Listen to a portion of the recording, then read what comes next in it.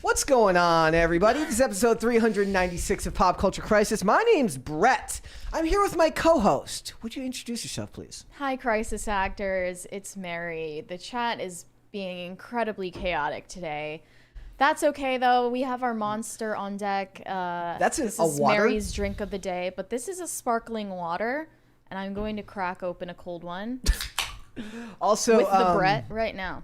I just spilled on myself, so we're off to a fantastic. Oh. Yeah, we're off to a fantastic Liam start. Neeson moment. Mine's on my shirt, not on my Doesn't my look pants. like you have a streak going down your leg. Also, I got a message from somebody who watches the show. He says those are clearly drink spill. He's just a clumsy drinker. Why would it always be on his crotch, though? Yeah, it's always on the crotch. Wouldn't you spill on the shirt too? Would he intentionally spill drinks down his leg for PR purposes? That's even better. I don't know. That's what it is. I learned something very disturbing today, actually. Apparently, Liquid Death, the company that has my sparkling water usually, is run by Satanists. And they did some weird satanic ritual with a witch in one of their ads who, cast some sort of spell on their product. So I guess I should stop purchasing those. I'm sure all of you have seen the video of the woman, this old crone, talking about how Monster is satanic too, because their logo is meant to resemble the letter or the number 6 3 times. In 666. What I don't know, hieroglyphs. So I guess I don't really have an option if I want a cool can for my sparkling water. Yep. I just have to go with LaCroix if I don't want Satanist water. Well, nobody likes LaCroix. That's not true. Everybody No, likes LaCroix is good. I like that. It's just water that feels like sandpaper or whatever else the other one is. It's just sandpaper water. It's not good. I'm not a fan. It's spicy water. I like it. Who wants spicy water? Not me. We got a bunch of stuff to talk about here today, ladies and gentlemen. We're going to talk about Barbie. We're going to talk about Kate McKinnon. She's got comments, and she seems to be a one-woman army out to ruin the fun that is the Barbie marketing campaign right now, because they had this roundtable where a bunch of Hollywood douche canoes got around and tried to intellectualize Barbie, and they're talking about how it's deconstructing gender roles and how gender roles destroy half of a person's humanity or some such mishgas. It's very stupid. We're going to talk about that because right now, Barbie seems to be one of the highlights of the summer as far as marketing campaigns go. If you saw the thing about the Barbie house showing up in California, we'll talk about that. Yeah. So we're going to talk about that. We're going to talk about the fact that the Parents Television Council has called for HBO to get rid of The Idol, which of course is the show starring The Weeknd and Lily Rose Depp. And they're saying that they should end it, and they're honestly getting their way. They're going to end it anyway. It's a flop. They cut it from 7 episodes to 5. So we're gonna 6 episodes to 5. Was it 6? I thought it was 7. I thought 7 sounded weird when somebody said 7 episodes. It's why would a show be 7 episodes? The long? whole thing just sounds like a crapshoot. They're not going to cancel it because it's inappropriate for kids. They're going to cancel it because it was a failed show. Capitalism wins again, ladies and gentlemen. The invisible hand. The invisible hand of capitalism does its job. So we're going to talk about that. We're going to talk about OnlyFans model Ella. What is it? Elle Brooke? Elle Brooke. Not Ella Brooke. Elle Brooke. Is it Elle Brooks? It's Brooke. I Brooke. No, it's Elle Brooke. Yeah. Sorry. So they're so forgettable. She went on Piers Morgan. She went on Piers Morgan and called him a misogynist because he dared ask her the question, "What are you going to do in 30 years when your kids are in school and the other students and they find videos of you yeah. naked barking like a dog for a video request?" Yeah. So we'll talk about that. What's interesting about that is because we're in a society that simultaneously tries to pretend like bullying is this huge problem, but then these types of things happen and they refuse to acknowledge the fact that bullying is something that could happen. Right. They kind of don't understand how cruel kids are. I mean, I don't understand that either because we've all been kids at one point. I have no recollection of being bullied. I wasn't bullied, but there's people bully each other. Yeah. It's a give and take. And it's something that kids do, and it's I've said this before, it's a natural thing. Yeah.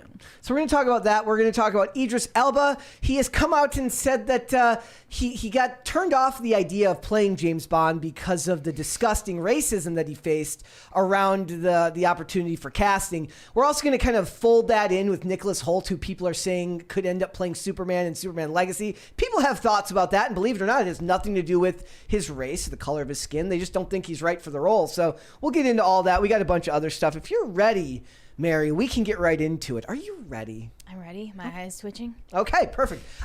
Does that ever like scare you whenever your eye like shudders like that? I hate that. Is it like sleep deprivation? I don't know. I mean, it happens to me all the time. I don't know. Before we get started, guys, would you hit the like button on this video? Would you subscribe to this channel if you have not done so already? If you send a $20 super chat or more, like we just got from Deuce Boogaloo, remember, we will interrupt the discussion. We will read that super chat right then and there, and then we will get right back to our discussion. Mary, do you want to read that one? He said, Liam Neeson's constantly peeing himself is a power alpha move because he knows ain't no one gonna challenge him on it, like a dog marking territory. Also, why can't Hollywood douche canoes ever get together to deconstruct D's nuts?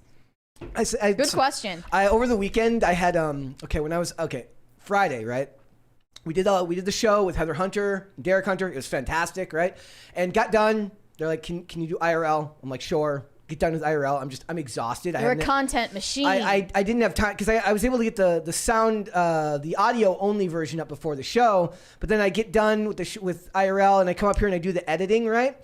And I get done editing and I hit export and all of them export except for one, and it kept saying encoding error, and I was just so tired and so out of it. I made like a really like weird Instagram post where I'm like, encode these nuts, like I said encode this dick. Like I was pissed. I was like, it took forever because I had to figure out the tech issues I was having, and it being part of the fact that I had to re-export to a new external hard drive. But Friday was a rough one. So all right, let us get into it then. So first things first, let me draw your attention to this. If you go look at Cosmic Book News, there is a trailer, or you can just go to YouTube and look it up. There is a trailer for the Five Nights at Freddy's movie from Blumhouse. It looks really fun. It doesn't really look horror. Does it look like it's made for kids or adults? No, it's for adults, but it doesn't. That's weird, right? I don't know if this is supposed to be or this isn't a Red Band trailer, so maybe there's like a more gory Red Band trailer, but if it's rated R, they're not really putting any horror into it, considering that's Blumhouse's thing. I guess that it's been so long since Five Nights at Freddy's became popular that the original like fans of it who were children are now grown up enough to watch R-rated movies. It's got Matthew Lillard in it. Matthew Lillard's from my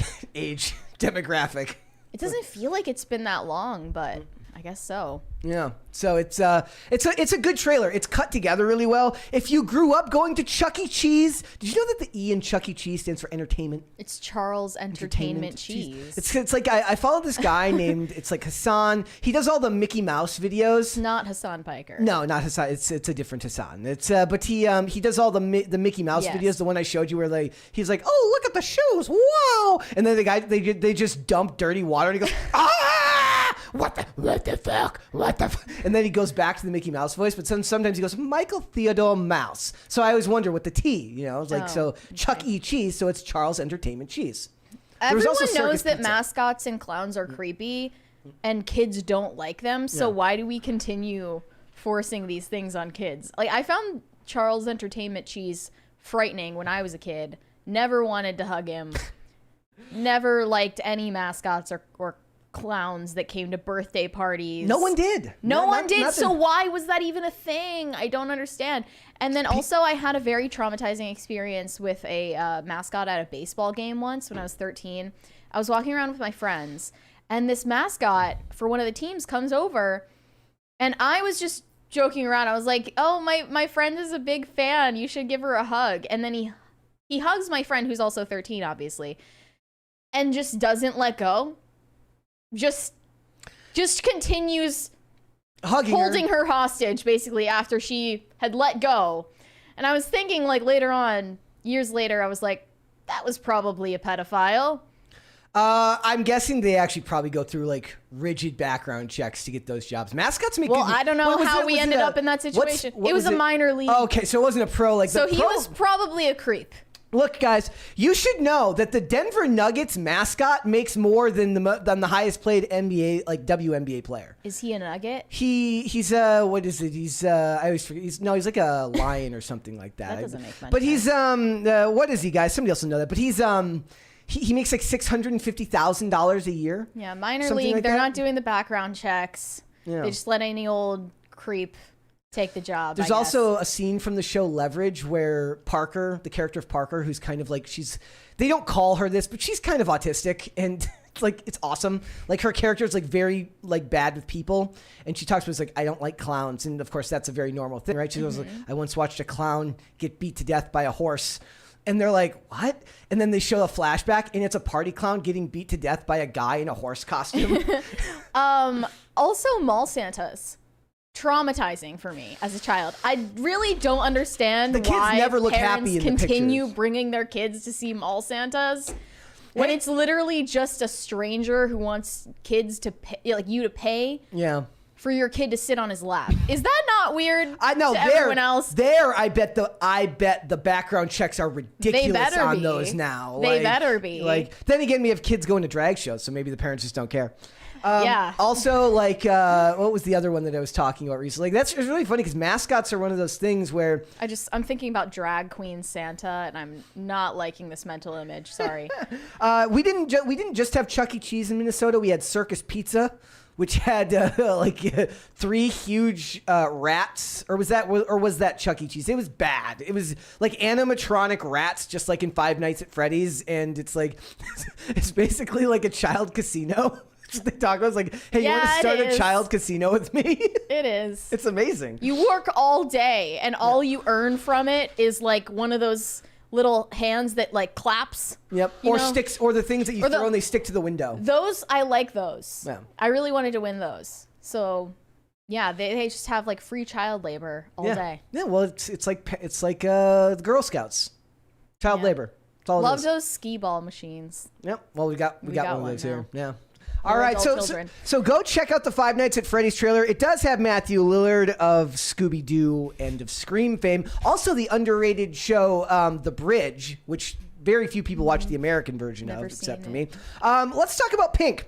Pink, is so weird. Should we watch the video? Yeah. Okay. So Pink, somebody threw their mother's ashes on stage. I can't think of an artist I would be less likely to share the ashes of a dead parent with than Pink. This parent better have been the biggest Pink fan you can imagine. Let's hope. Here we go. What do you do in this situation? This is your mom?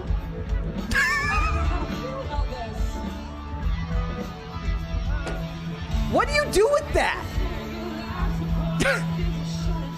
She's just awkwardly singing still.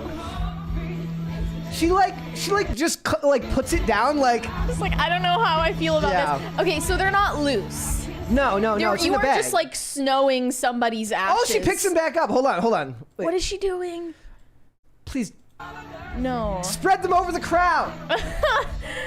It's like the confetti that By the falls way, down after the concert's over. She may be a liberal nut job, but she's in good shape. Good for her. Yeah, I don't. It's in like a Ziploc bag. Oh, it just plays it twice. I thought she picked it back up. Oh, okay. Wait, does she? No.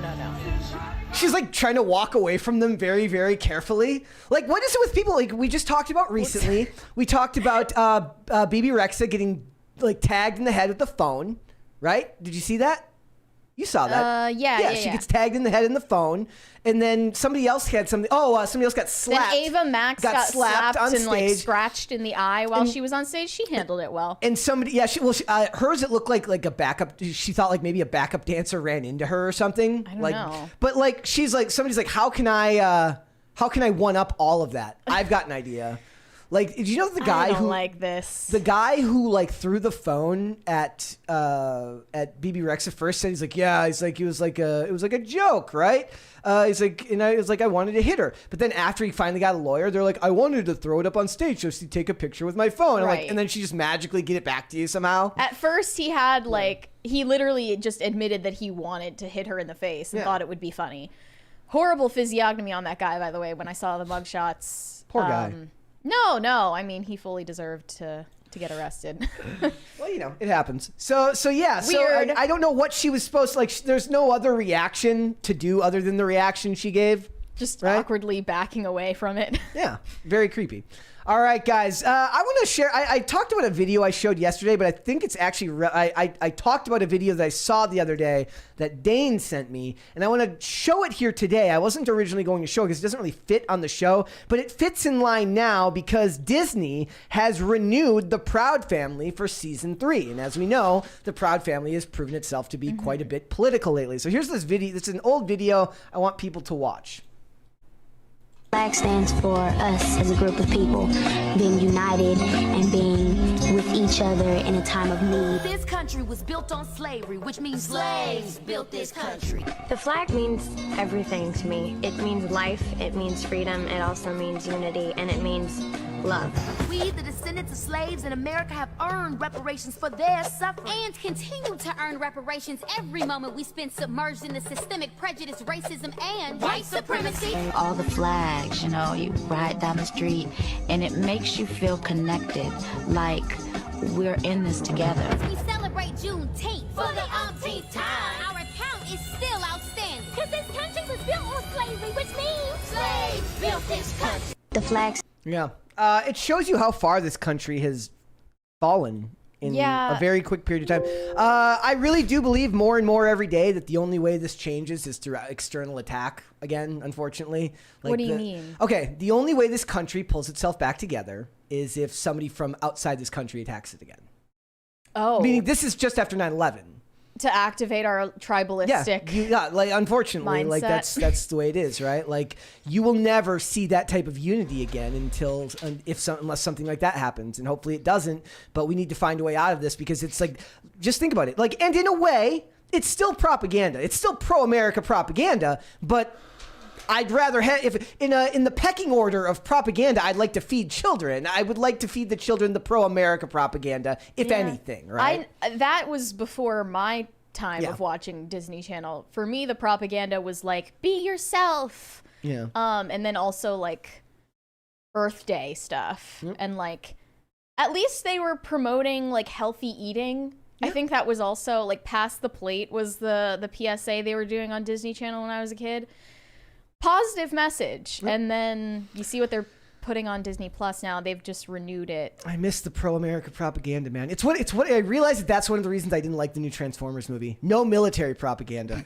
I need the America. You're a neocon I at need heart. that. I need that CIA nation building and pro-military industrial complex propaganda in my movies. Like if I don't get a full 360-degree slow motion shot of a helicopter of like a Black Hawk landing in Syria, like I don't even want it. Okay, I don't even want it.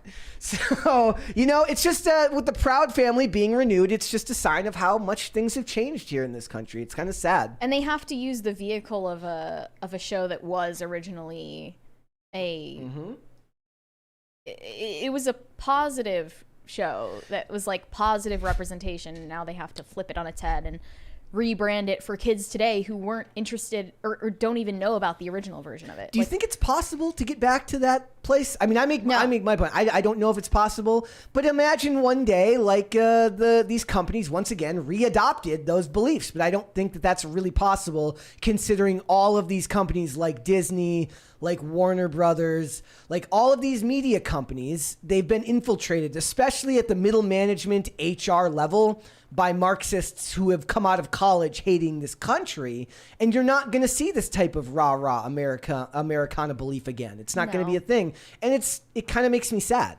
Like, I think even if like something comparable to 9/11 happened again, I don't think that outcome would even happen because we're so disillusioned. In the internet, The internet dissemination conversation of about it would immediately devolve into. Like there isn't one narrative that would be given to us by the media about it. Even if the narrative that we were given about 9/11 was a lie. Yeah. At least everyone Thanks, agreed Colin on it. Powell. That wouldn't happen again. But isn't that kind of it's interesting. I talked to somebody recently because I wrote an article that never ended up, I ended up not publishing. It was literally so bad that I just gave up on it. But it was about Molyneux had a quote where he talked about, he wishes sometimes that he could vomit up the red pill. And I get the sentiment, right? Like, it was easier when you could just let the media think for you. It was easier when you didn't have to think beyond blind loyalty to country, blind loyalty to whatever the media tells you is the cause you should be championing. And it's sad because obviously that's not good. But at the time during 9/11, what they were pushing, like I remember, WWE still does tribute to the troops every year and is fairly patriotic in that inquest. But like in a lot of ways, you wish you would see more stuff like that. You don't see anyone really talk about that stuff in a positive way in the media. And I'm not saying that there aren't flaws that we shouldn't work out. There's obviously very many things that any country could do better. You can't expect a country to be perfect. It's not a realistic thing. And this country has done plenty wrong. But I don't see the benefit of teaching the children of this country to hate where they come from. It doesn't seem like it ends any way but bad. No. Like, and like, do you think that was like, it's kind of like, was it you or was it, no, it was, okay. So how do you feel about Santa Claus? Do you think it's bad that parents lie to their kids about Santa Claus? Why are you bringing this up? Because in a lot of ways, the media is lying to the kids. Like they're teaching you an image of the children. I bet of the country. If you looked into it, kids today would believe in Santa Claus at far lower rates than they believed in Santa Claus in like the 2000s or prior. Well, we need to teach kids about the Santa Claus that is perfect America, just to save the country from falling into further depths of despair. Because in a lot of ways, it's like, what? You're supposed to go and watch your escapist entertainment, and they're teaching you to hate the place you're from? Do I think it's wrong to tell your kids about Santa Claus? I don't think it's wrong, because I think that actually kids who believed in Santa Claus at one point, even me, knew the whole time that it wasn't real. And kids are smarter than we give them credit for, but they enjoy fairy tales. Yeah. There was an episode of Bones where they discussed the morality of lying to kids about Santa Claus, and Zach's character just calls kids stupid because he's been a genius since he was born. So he's like Santa would have to travel, and he lists off like how many houses he'd have to go to every minute to get to every house on the planet. And he goes, kids have to be stupid to believe that. And they're like, kids are not stupid; they're just children. I think that when kids suspend disbelief, they know that they're doing it. And telling your kids about Santa Claus isn't a lie. It's more just passing along myth, which has always been done throughout human history. Well, I say we bring back the myth of an innocent America for the kids. That's my request. For in a lot of ways, American history is myth, and that's fine. Well, it's like there's a comedian who does a bit. He goes he's like, I'm not saying you got to believe in every conspiracy theory, but he's like, you don't believe in any? You think the U.S. government's just batting 1,000 and we've never messed anything up? I want media that pretends like America's batted 1,000. Forever. Yeah. Please. I agree. All right, guys. Jonathan Majors has some good news coming out right now because there's been further developments on the case involving him maintaining his innocence and his lawyer, Priya Chaudhry. I like saying that. Is it Priya or Priya? Priya. So it says Chaudhry said that Majors met with the NYPD last week to present them with the evidence of what really happened on that night. Within hours of viewing the evidence and conducting their own thorough investigation, the NYPD found probable cause to arrest Grace Jabari. That's his ex-girlfriend. He's dating Megan Good now. Megan Good is Hubba Hubba. Just a heads up. For assault is so that a probable cause to arrest Grace Jabari for assaulting Majors. Considering this development, we extend our gratitude to NYPD detectives for their efforts. That's funny considering just last week they were talking about how racist all of the NYPD cops that arrested him were. Right. I'm not sure if that was on Monday, but basically like supposedly there's body cam footage of them coaching her to say that he was guilty. Well, supposedly, and talking amongst each other about how does this guy afford this nice place, like very stereotypical, like what a TV cop's racism would be. Supposedly, also the evidence that he showed to the NYPD was the video they claimed was from the Uber they were in, showing her initiating the assault. So, yeah, I don't know. It's but he's still going to court. It does feel weird. Has this thing felt weird to you? Because I've asked everybody who's been on the show. It's like, isn't it weird that they're going through with this prosecution at all? Like a celebrity of his rising caliber. Like, why would a city like New York prosecute him? Considering you can go to New York right now, just steal a bunch of stuff from Walgreens and not get in trouble. Good PR. Yeah, I mean, I guess like it doesn't seem like it's good PR. It'd be good PR if it was like a middle-aged white actor to do it for them. I think they'd love that. But well, it's weird. The conversation about Jonathan Majors' scandal has been like racially motivated this entire time from all sides. Yeah, it has. People either like claiming that he deserved it. People claiming he deserved to get falsely accused of assault for dating outside of his race. What? Who the hell people were saying that? Yes, they were like, "What did you think you were getting into dating a white woman?" We live in such a freaking weird world, dude, full of just disgusting people. Yeah, like that's insane. Yeah, I just that had to be Twitter. Yeah. Okay, well, I mean, like, weirdos on Twitter will. Twitter is a cesspool. Mm-hmm. Twitter is a cesspool. It'll be interesting to see what ends up coming of this. I'm assuming he'll end up getting charges will end up getting dropped. That would be my guess. He'll be fine. I guess the backlash from the studios against Jonathan Majors was the shocking part. Yeah, I think the damage is already done because they had the ad pulled on him and stuff like that. So yeah. All right, Rosie O'Donnell. Did you? I was reading up on the Menendez brothers after reading this because I hadn't seen anything about them in ages. I didn't watch the anthology series about them. Well, but she says that they should be free and that she's grown very close with Lyle and basically saying look, there's extenuating circumstances. Their dad was did very bad things to them, and their mom was physically abusive and allowed and encouraged the dad's behavior. And it really kind of shines a light on how different the world is now, considering 30 years ago when they were convicted, they're basically just talking about how, look, their spending was out of control when their dad died. They clearly didn't care about him. And they said the jury didn't, the fact that they were abused didn't seem to matter. The prosecution actually tried to float the argument that's been enshrined in law. It says, men cannot be R-worded. Yeah, they were sexually abused by both parents. Yeah. Well, I didn't know by the mom. Which I heard change physically their abused. culpability for the murders. Absolutely. Obviously. I mean, if they hurt anyone else, that would be that. Then I would say no, they shouldn't be free. But they certainly should have gotten shorter sentences for no possibility of parole. That.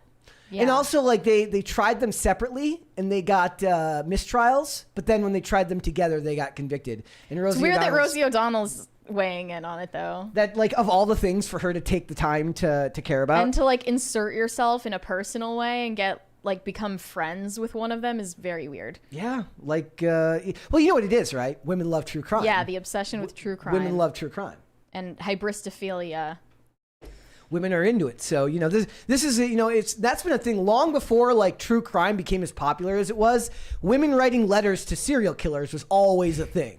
So, but Rosie O'Donnell's a lesbian, right?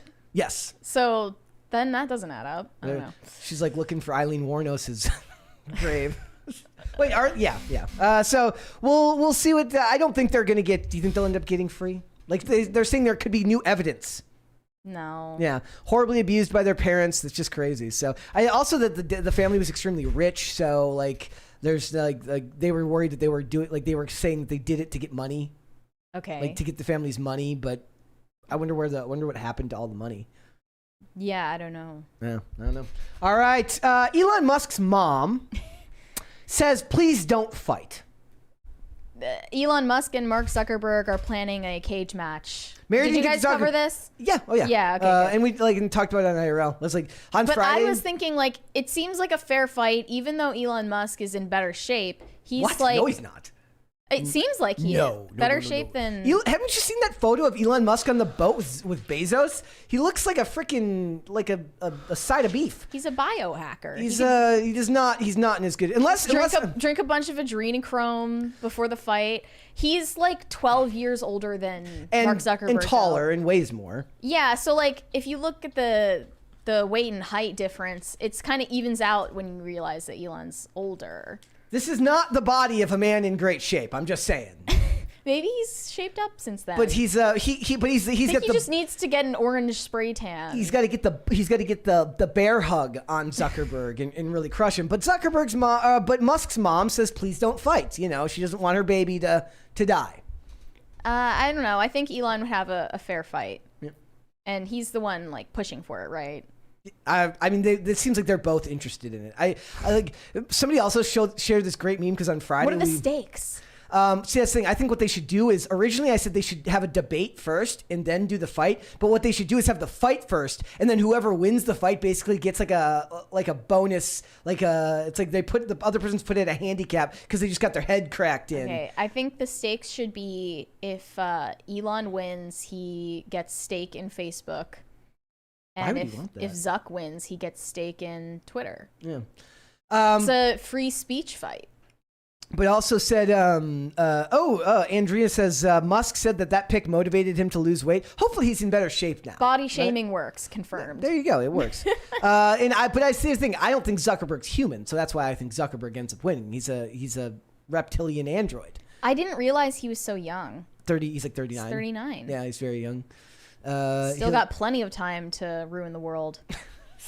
And look really, really like unemotional while he's really doing reptilian it. while doing so. Yeah. So like and then we were floating the idea on the show on Friday of and then Jack Dorsey comes in from the roof, and so it ends up becoming like a social media battle. And then the most incredible outcome would be at the very end, Tom from MySpace drops the elbow on all of them. Ooh, that would be great. Would this be boxing or wrestling? I mean, I don't know what they would end up. It'd be MMA. So Zuckerberg's. I saw a video of Zuck Jiu-Jitsu. training, and I was like, "Look at this guy." He's won his fights that he's had. So Zuckerberg's awesome. So Zuckerberg may be ruining the world, but he's doing so while fighting. So it's okay.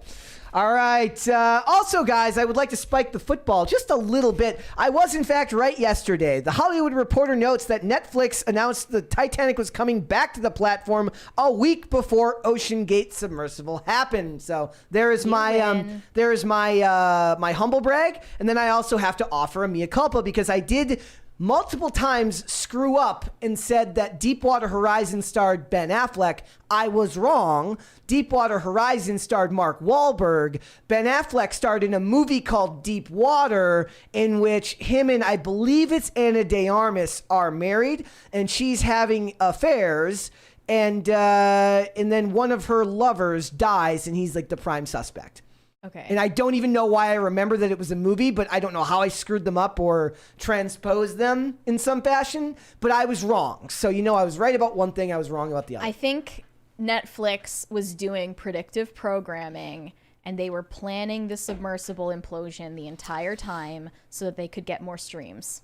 It's amazing. I would love to have a movie about an evil streaming service that makes bad things happen just so they can acquire the rights to the release of them. It's just a Black Mirror episode. It's kind of like in the movie Tomorrow Never Dies, the James Bond movie, where the bad guy played by Jonathan Pryce he's an evil media mogul who predicts the news tomorrow by just being the one who commits the crimes and framing other people. I haven't watched the new season of Black Mirror. Maybe some of you in the chat have, but I heard that the episode about basically satirizing Netflix as Streamberry was really poorly done. Yeah. But they know they're evil. I'm still implicating them in this. It's the evil streaming giants. It's Ted Sarandos at Netflix that's out there. Predictive programming, dude. Yep. They're talking more. They're still talking about everything going on with Zuckerberg and Elon. Did you see the video of RFK looking all buff? Oh, yeah, of him, bench pressing. Is it just me, guys? It's good optics. You can't deny that. Is it just me? Yeah, but he did 10 push-ups, and it seemed like it really, he was having trouble. Maybe he'd already done a bunch, but it was it seemed like for a dude in that good a shape, that 10 push-ups wouldn't have been a huge deal, even at his age. But I could be wrong. But yeah, he's in fantastic shape. May Musk wants this to be an intellectual debate instead of a cage match. I don't want that. I don't see why we can't do both. I have no desire. Elon would win on the intellectual front. No, funniest wins. That's what I'm saying. It's you do the physical fight first, so that way the person who wins gets the advantage, gets a 3-point hit. Yeah, because you bash the other person's head and they're foggy. Right. So you come in with the advantage knowing that you're in better mental shape than they are. You have to have the debate right after the fight. You leave the ring. Because isn't that a thing, guys? In the chat, somebody let me know this. There's a thing called chess boxing where you box and then you immediately go play chess. So they box or they do the only thing that can make chess competitions cool. And then they fight MMA and then they immediately go have a debate. Like, actually, you could do it in rounds. So every round is a different topic to debate. They go have a round, they immediately go out the ring, and then they debate on, like, what are your thoughts of the ethics of AI is used in social media platforms? And Musk's like, oh my gosh, he just cracked me in the head 5 times and put me in a rear naked choke. What the hell am I supposed to talk about right now? I'm down for this. Do you think that Zuck would win Yes. the cage match? I do. I don't know. He's a Borg. He's not even a human being. But He's got the height and weight disadvantage, though. Yeah, but I'm saying, but he's not human. He's not actually a human being. He's an alien, so it doesn't really matter. We don't even know how strong he actually is. They're both going to be like adrenochrome maxing immediately before the fight. Yeah. Oh, like it's like they're just like cocktails of adrenochrome and steroids. Like, I'm here for it. Like, this is what I say. I don't want ethics in sports. I want everybody to cheat equally. like I don't want baseball to ban substances. Equal opportunity cheating. Yeah. I want every player in baseball to be just juiced to the gills to the point where the steroids are coming out the pores of their eyelids.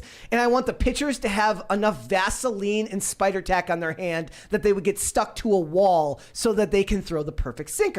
Like, I don't want ethics in sports. It's more fun without the ethics in sports. Everyone knows they're lying if they don't say that the home run race during, when Barry Bonds broke the home run streak, the steroid era of baseball was the most fun we've ever had in baseball. And I will die on that hill. So, we'll see what ends up happening. But I still say that Zuckerberg wins because he's not a human being. Yeah. That's just my take on it.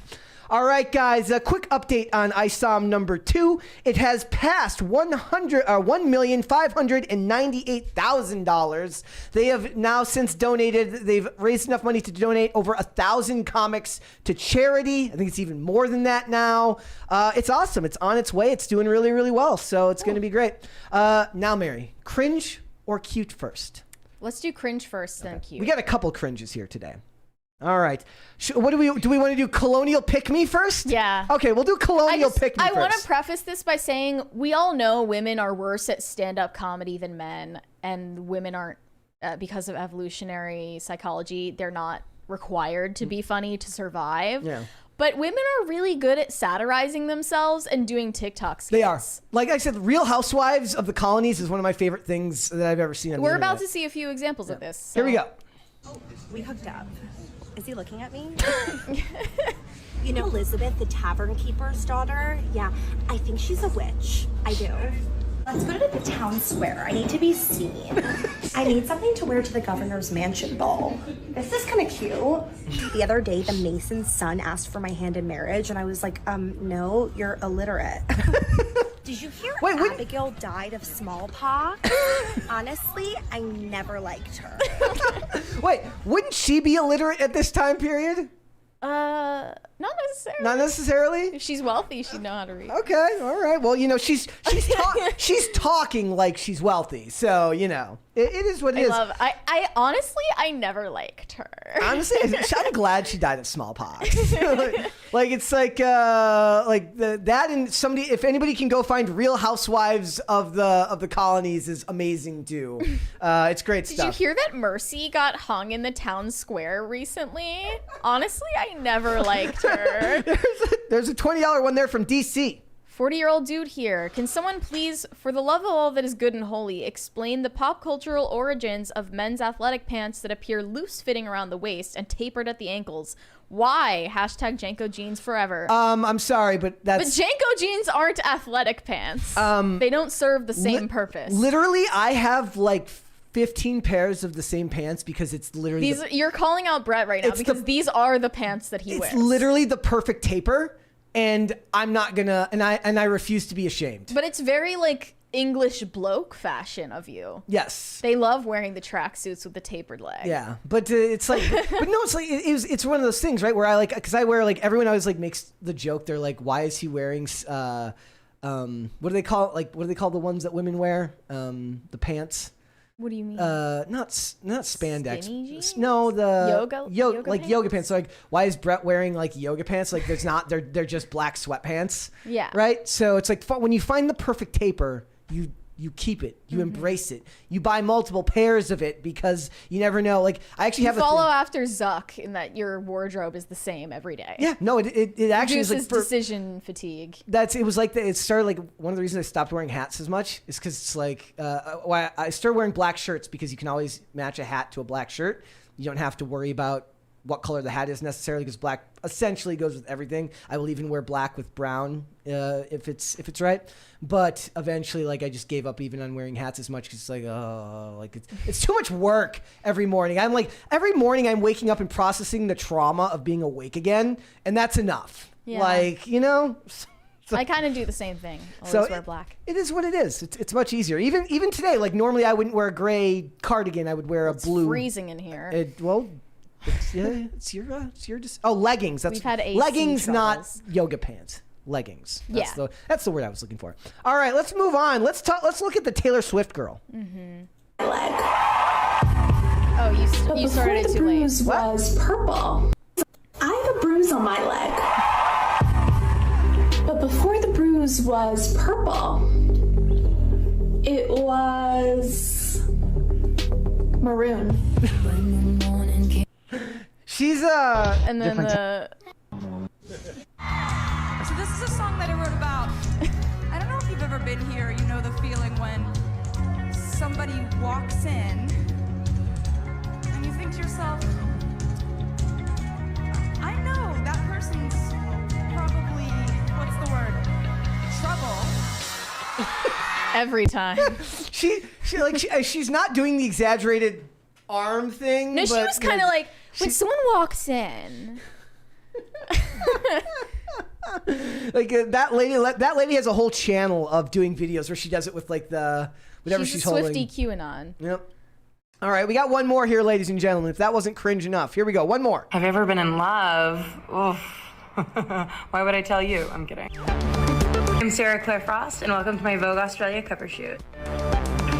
3 things I always bring to set: disposable camera, obviously; chapstick, obviously; and Hosier's first album on vinyl. What are we trying to capture with this cover? The LOL so random style of humor died in 2018, and she never got the memo. Big question. The phrase that comes to mind is dark academia. Princess Diana. 90s.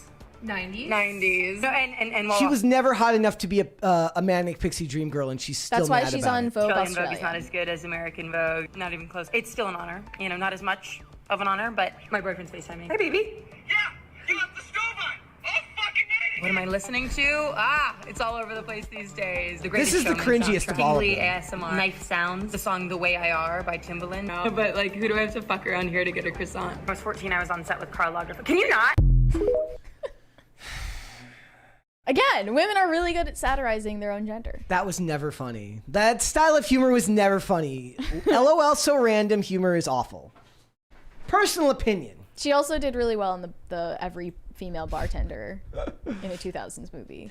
Okay, that one was funny. That one was funny. Fair enough. All right, we got some cue to the day as well to cleanse the palate, ladies and gentlemen. Here first is from Opie. Says, cue to the day at popculture_show at Brett Dazovic. Our baby chickens just hatched. Aww. Isn't that adorable? Cute. That is very adorable. Okay, but I'm not looking forward to the eggs downstairs hatching. Why?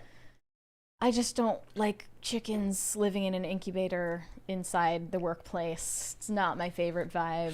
Don't enjoy that part of it? No. But they're cute. All right. For a while, for like a week.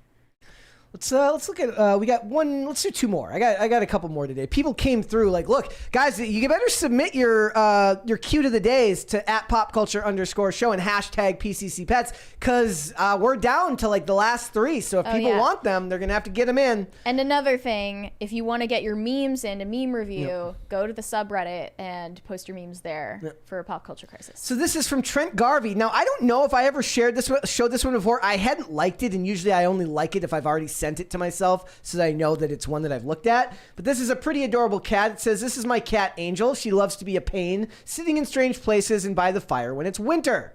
Aww. Look at those eyes. I call them boba eyes when their pupils get big like that. It looks like a couple of bobas. I want to chew them. That one looks like it's about to jump into the fire. I like it. Sweet. And we got this one from Dragonic. When you're fighting your own reflection. Yeah, it's amazing. It's adorable. Is that a corgi? That looks like a corgi. Yeah. And that is the cat face right when he's about to slap the crap out of you. Yeah, this it's is like that Elon video, and Musk, Elon Musk and the Zuck. It's like the video I was talking about where the girl is like, she's like, "Do you want to hear my Dora the Explorer impersonation?" And it's one of those KLR videos where it's like, "Please, God, no, please don't do it." She was like, "Hola," and he's like, "Da!" And he slaps the crap out of her. It's incredible. All right, guys, let's move on, shall we? Let's get started. Let's talk about Barbie. Because Barbie is probably, I don't know if it's going to be the biggest movie of the summer. There's a lot of big movies coming out right now. But it's doing a fantastic job of marketing as a product. Yeah. Except for literally Kate McKinnon, who's working her hardest to make you not want to see this movie. We will not put you through the roundtable interview that Margot Robbie, Kate McKinnon, and a bunch of other people did. I suffered through that this morning. It was awful. Suffice it to say, it's not good. But we just got a super chat from Dave Gazuli. He said, "That's the angel I want to meet my Buffy. OMG, so cute." Aw, that's because Gazuli sent in one of Buffy. So cute. Adorable. So Kate McKinnon is out to tank Barbie at the box office by talking about how it's not a movie about fun. It's a movie about deconstructing gender roles and how gender roles remove half of your humanity. Literally everyone in this interview was insufferable except for Margot Robbie because she's too smart to go the ID poll route. Like, she's too smart to let anything like this come out of her mouth. Yep. But here's what Kate McKinnon said. She said the script is about how, like, gender roles deny people half their humanity and how, like, we need to just, like, be ourselves. And it's a very powerful message. Sorry. Keep going. What was that? They've got pop-ups here. And then the rest of them were talking about Ken's place in the movie and, like, what is Ken and how do you identify a Ken? Well, Ken doesn't matter. Mary. Yeah, He's Issa just an Rae accessory. said, "I think of Ken for me, he's just kind of there. I think a Ken is just a great accessory." That's what I loved about Greta's imagining of Barbie, is that the Kens are just supplemental characters to these Barbies, while Barbies can do everything. Kens are there to kind of support and don't necessarily have their own story. And I think that's not necessarily a negative thing. It's incredibly strong for men to be in supportive roles and to support the greatness that is women/Barbie. What? You're reading into this so deep, and it's not that deep. Yeah. And Margot Robbie knows that, and Ryan Gosling knows that. He was, like, joking about it. He was like, we're telling Ken's story because, like, Barbie never fucked with Ken. Like, Ken was never cool. Ken was never talked about. And it's just like, they're so desperate to read some social message into it that it doesn't belong there, and it's just supposed to be a fun movie. You know what? I'm fine with this, but if they want to do this, I want to be able to rewind time, and I want Tom Cruise to go on his media blitz for Top Gun Maverick, and he's like, you know what? Jennifer Connelly's just like there. She's just an accessory to make me look good as the star of this movie. Like, look, Peach in Mario was not allowed to just be an accessory. Peach had to be her own character. Well, I never saw the Mario movie, which I regret, but people were hand-wringing and posting a bunch about how they were going to girl bossify Peach and make her into like a feminist avatar in the movie, which wasn't necessarily true. And you don't need to read into it that much and, like, cause yourself more trouble than it's worth. But you're not allowed to have these female roles. It is true. Like, why can't the Mario Brothers movie be about Mario? Not allowed to anymore because you're not allowed. First of all, the studios wouldn't greenlight it. The studios would say it needs some type of... Because the princess has to save herself, just like in The Little Mermaid. Like, they changed that story. At least with the Mario movie, they didn't change something that was originally written a different way. But it's tiresome. It's also tiresome to have to go through these tropes and, like... Okay, I've been watching Sons of Anarchy again, right? And I realized recently... Thank you. Thank you. I'm gonna explain. What'd you realize? Okay. One second.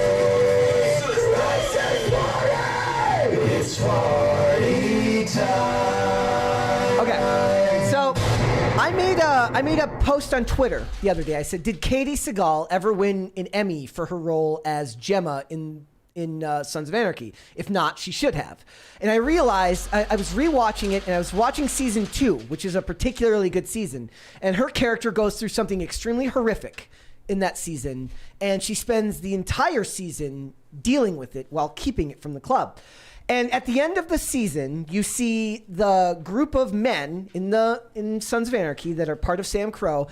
Basically, like they have like a power-up scene where like all of them are going to take on members of this white supremacist faction. Okay. And you see them kiss the women they're with goodbye and go do this. And the women who are now under the protection, who are in there as under protection of the club because there have been threats against them, they shepherd the children inside. And what you see there is a fantastic example of great characters that still fall under believable gender traditional gender roles. If the show was made now, well, I guess that's not true because they make Mayans MC now. But nowadays, there would have to be a female member of the club. Mm-hmm. It wouldn't make any sense, but they would still do it. All of the women in that show, Gemma, like her character, Maggie Siff's character, they both are fantastic, but they play gendered roles that are realistic to women. You would not see that these days. They would have to, dun, dun, dun, subvert your expectations, which would, of course, not be subverting your expectations because it's exactly what you'd expect it to be. And the male characters, if you're supposed to believe that they have a shred of honor, they wouldn't put a woman in that situation. Yeah. Right? Exactly. Well, so it makes the whole thing unbelievable if they did it that way. But you have to watch. You have to watch Sons of Anarchy. It's so good. It's one of those things where when I watch it when I was younger, it was at a time when television was getting so good, it kind of didn't stand out to be late as special 2000s, early 2010s. It was like 2008 when it came out. Yeah. It went from 2008 to 2014, I believe. I'm rewatching it now, and it's unbelievable how good it is. Like one of the things that's funny about it is they have the ability to layer in tough discussions about race that are like, okay, so all the gangs, because they're generally kind of bad people, call other gangs that are of other races bad names. But then at the same time, like there's a scene where Clay talks about how they're going to basically, they're going to like frame the Niners, which is a group of, it's a black motorcycle gang. Basically, they're going to frame them for a crime so that the cops will blame them. And they say like, and then the angry black man will get blamed. He goes, it's the American way. But then he's disgusted by the neo-Nazis in the show. So it's like he can both like be a bad person, acknowledge this, and want something bad to happen to this guy because they're all criminals.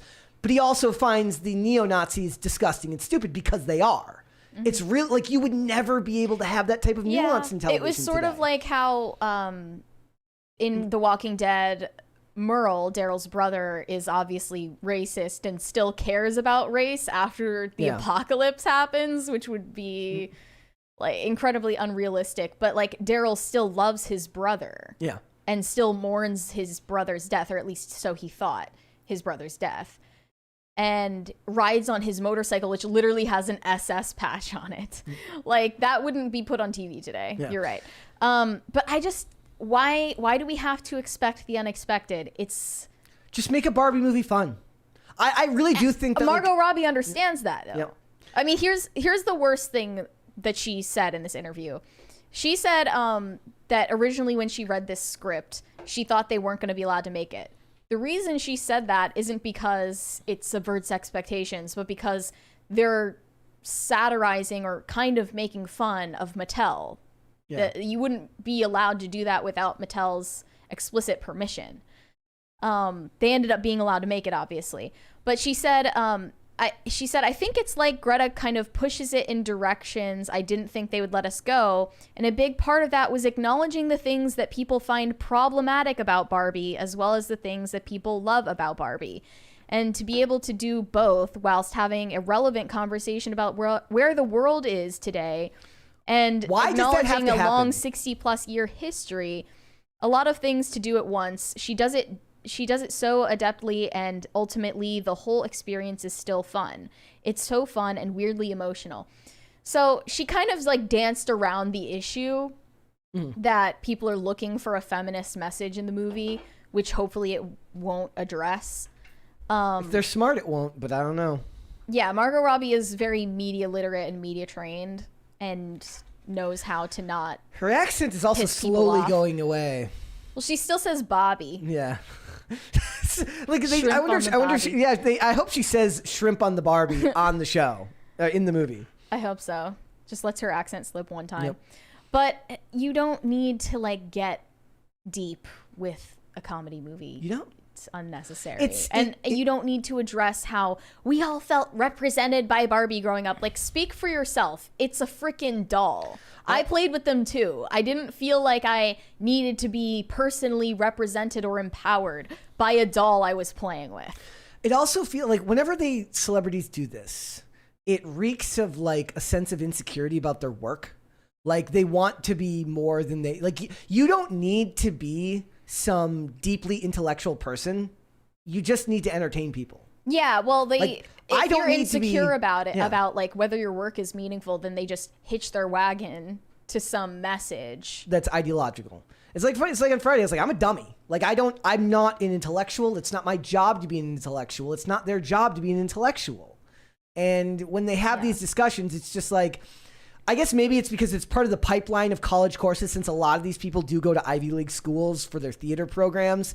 They're part of the humanities, which means they're taking lots of these liberal arts courses, which means that they've been heavily indoctrinated into believing. As Kate McKinnon said, she went to college with Greta Gerwig. There you go. So they've been deeply indoctrinated into this belief that their art is supposed to reveal something about the world. And maybe that's true for art that is not a mass-produced Hollywood production that costs millions upon millions of dollars. Yeah, let to your make. college short film do that. Exactly. Like, and that's kind of beautiful, right? Like, let the art that's painful to make, that isn't corporate designed, let that be the stuff that speaks to a culture. If this stuff does do that for people, great.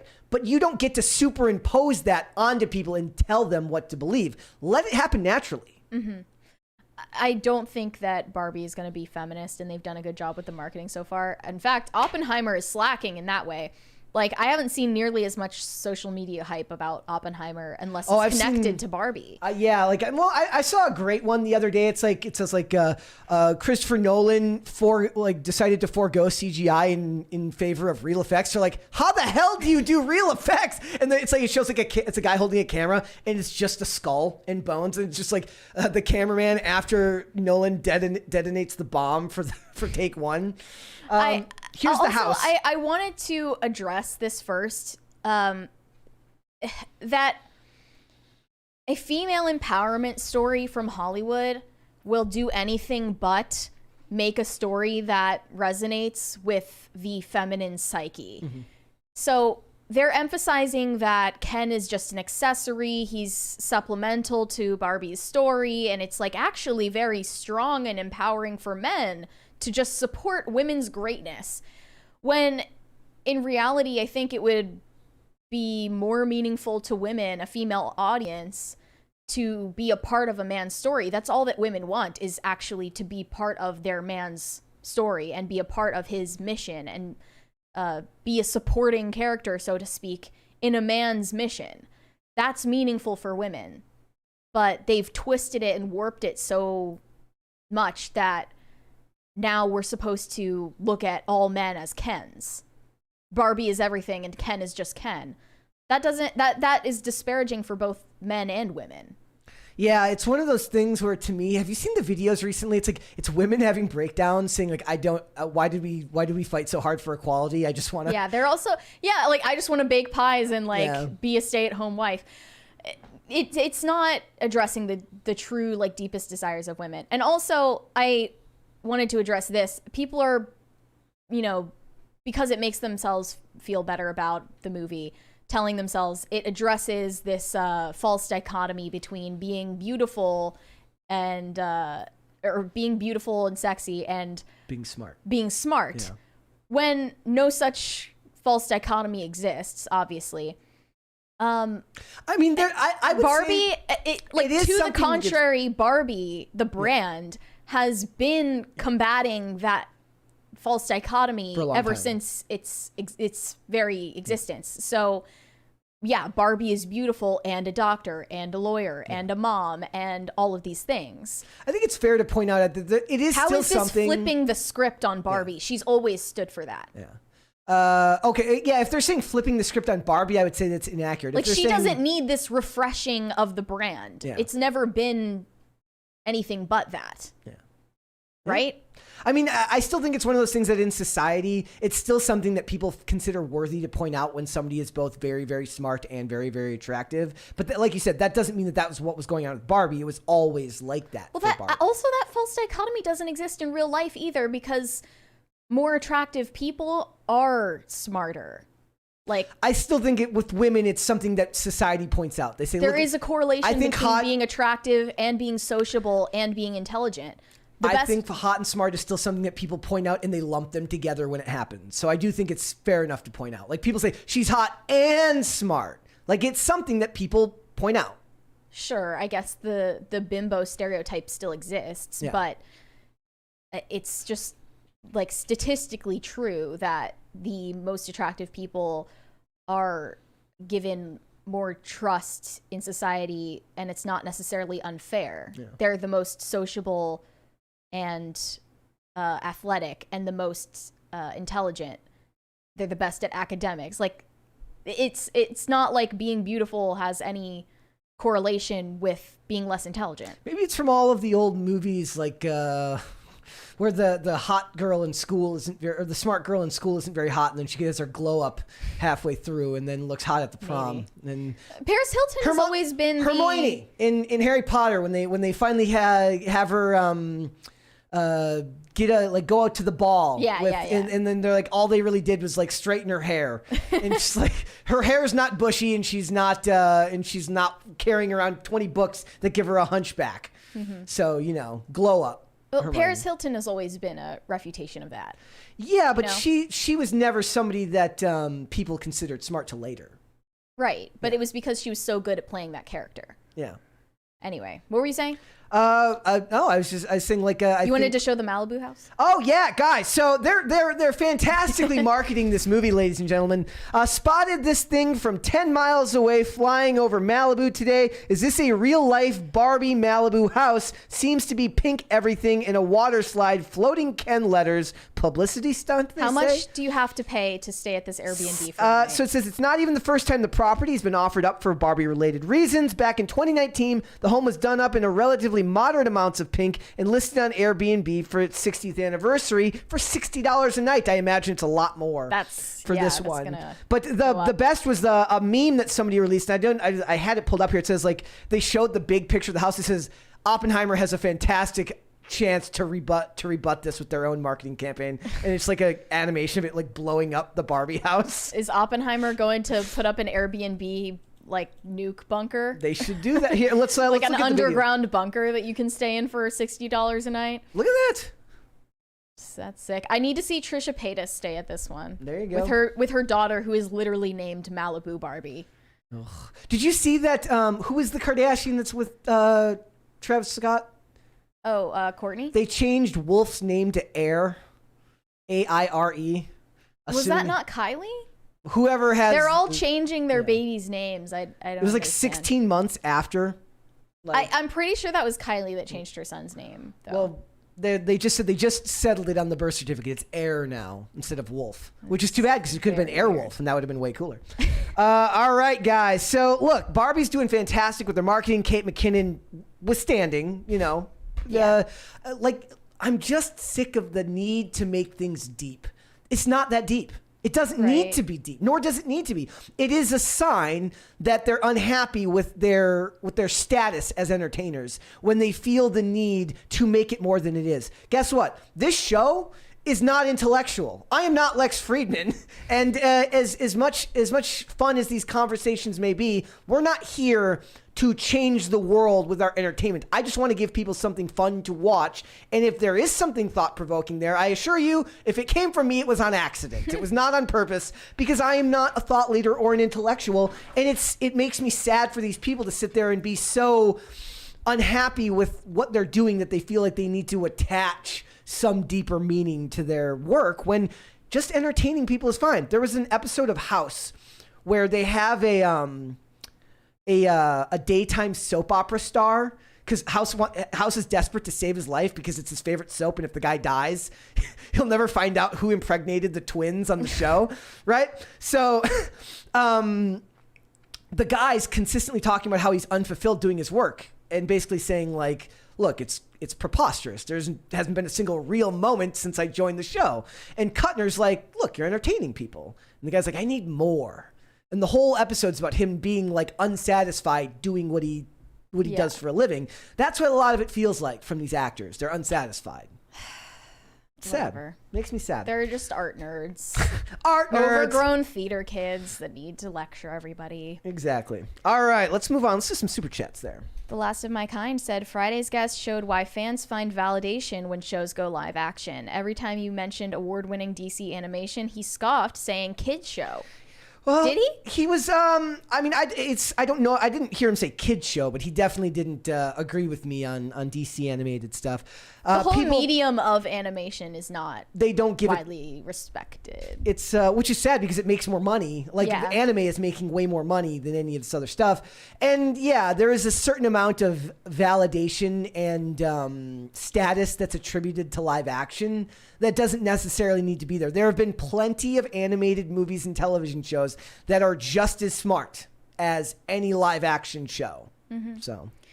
Hiroshima Otaru said, I loved Chuck E. Cheese and the gang. Yes! Why? Not that's scary. That'll end up in your dreams. There's also another one. It says like, it was a meme. It says me, and it's a guy like hitting something with like a bat. It says me beating 3 rodents to death, and then it's like a picture of a bunch of people. It's like everybody else at Chuck E. Cheese, like looking terrified at him as he's. Why do you think so many people have violent impulses toward Barney? Must be. Deuce Boogaloo said, I loved mascots as a kid. Almost every time I'd go to a baseball game, I'd ask my dad to help me find Billy the Marlin so I could give him a high five. Clowns are demons, though. Fair enough. Fair enough. I never felt any particular way about mascots. I love the videos of mascots at kids' birthday parties, just like throwing down in dance battles with them. Yeah. That's my favorite genre. There's also, I don't know, maybe it's just in Minnesota, but there's one where like a mascot or one like they run around, they race a person around the track, and like if the contestant wins, they get something special. Like, they usually let them win. Yes. Cleggy said, according to Chuck E. Cheese canon, Charles never knew the day he was born, which is why he started a company to celebrate kids' birthdays. Well, that's a clever story to explain away. I didn't know there was Chuck E. Cheese lore. That's a clever way of explaining away your childhood gambling company. Let's hold off on the rest. Chuck E. Cheese has, childhood trauma that he needs to work out. Yeah, exactly. All right, let's move on, ladies and gentlemen. Shall we talk about the Parents Television Council, which has called on HBO to cancel The Idol, citing can I say this in the first 15 seconds? Torture, PORN, and SA.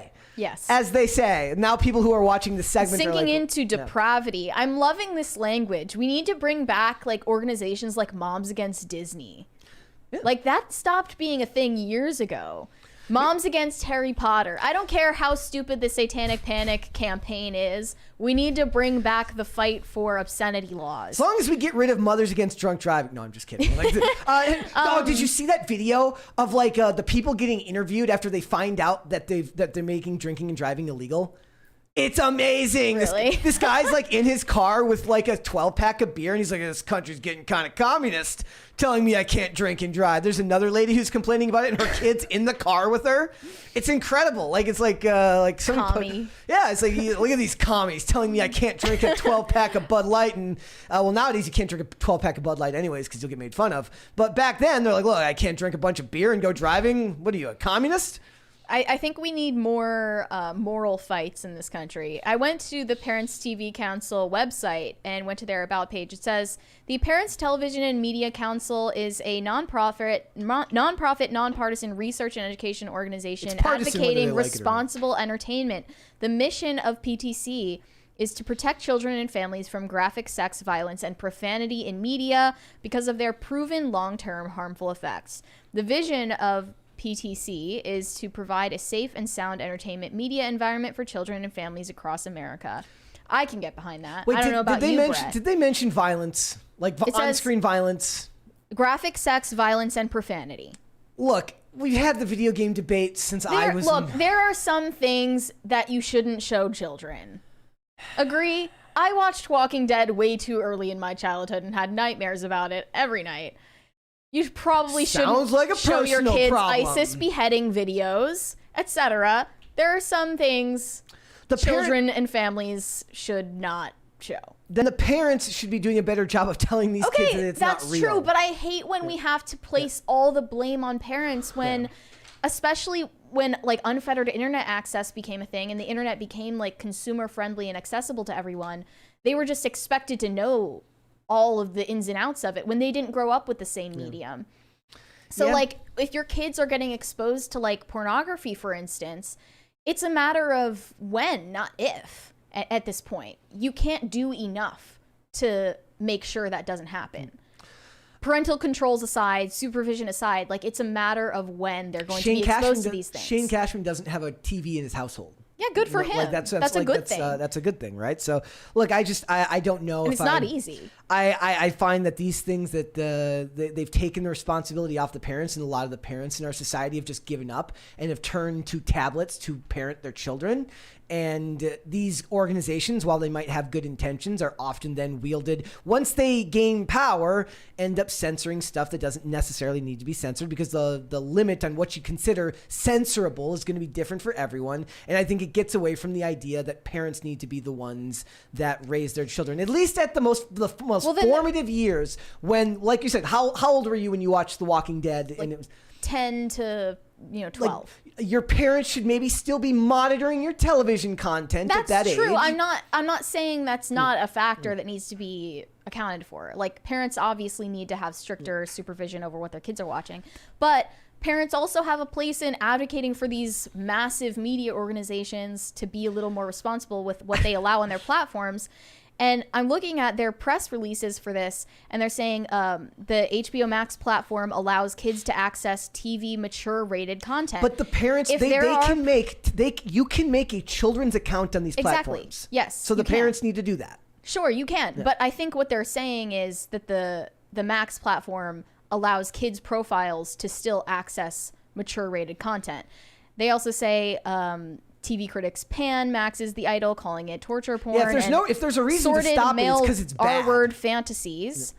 Max markets The Idol to youth and lacks parental controls, give kids access to watch. Advertising it on social media does not make it inherently advertised to youth, but I take their point. Like, look, everyone of every age uses social media. But if you're advertising on Instagram, you can control with demographics who is targeted for the ad. If it includes 13 to 17. Have they proven that? Like, I'd have to see them prove that they got an insider at Well, we HBO. need Dane on the show to tell us what it's like, but you can use demographic targeted ads to get to 13 to 17-year-olds. I just worry that when these things go the wrong way, and by the way, it's also hilarious that they call it nonpartisan. This is whether they like it or not, this is now partisan. It is a partisan issue only because the left loves indoctrinating kids and exposing them to sexuality at too early an age. My and the problem fact is that that's become a partisan issue is on them, not us. And this show shouldn't have been made because it's awful and it's degenerate. It's just bad. Well, it's going to get Like, canceled because nobody likes it, not because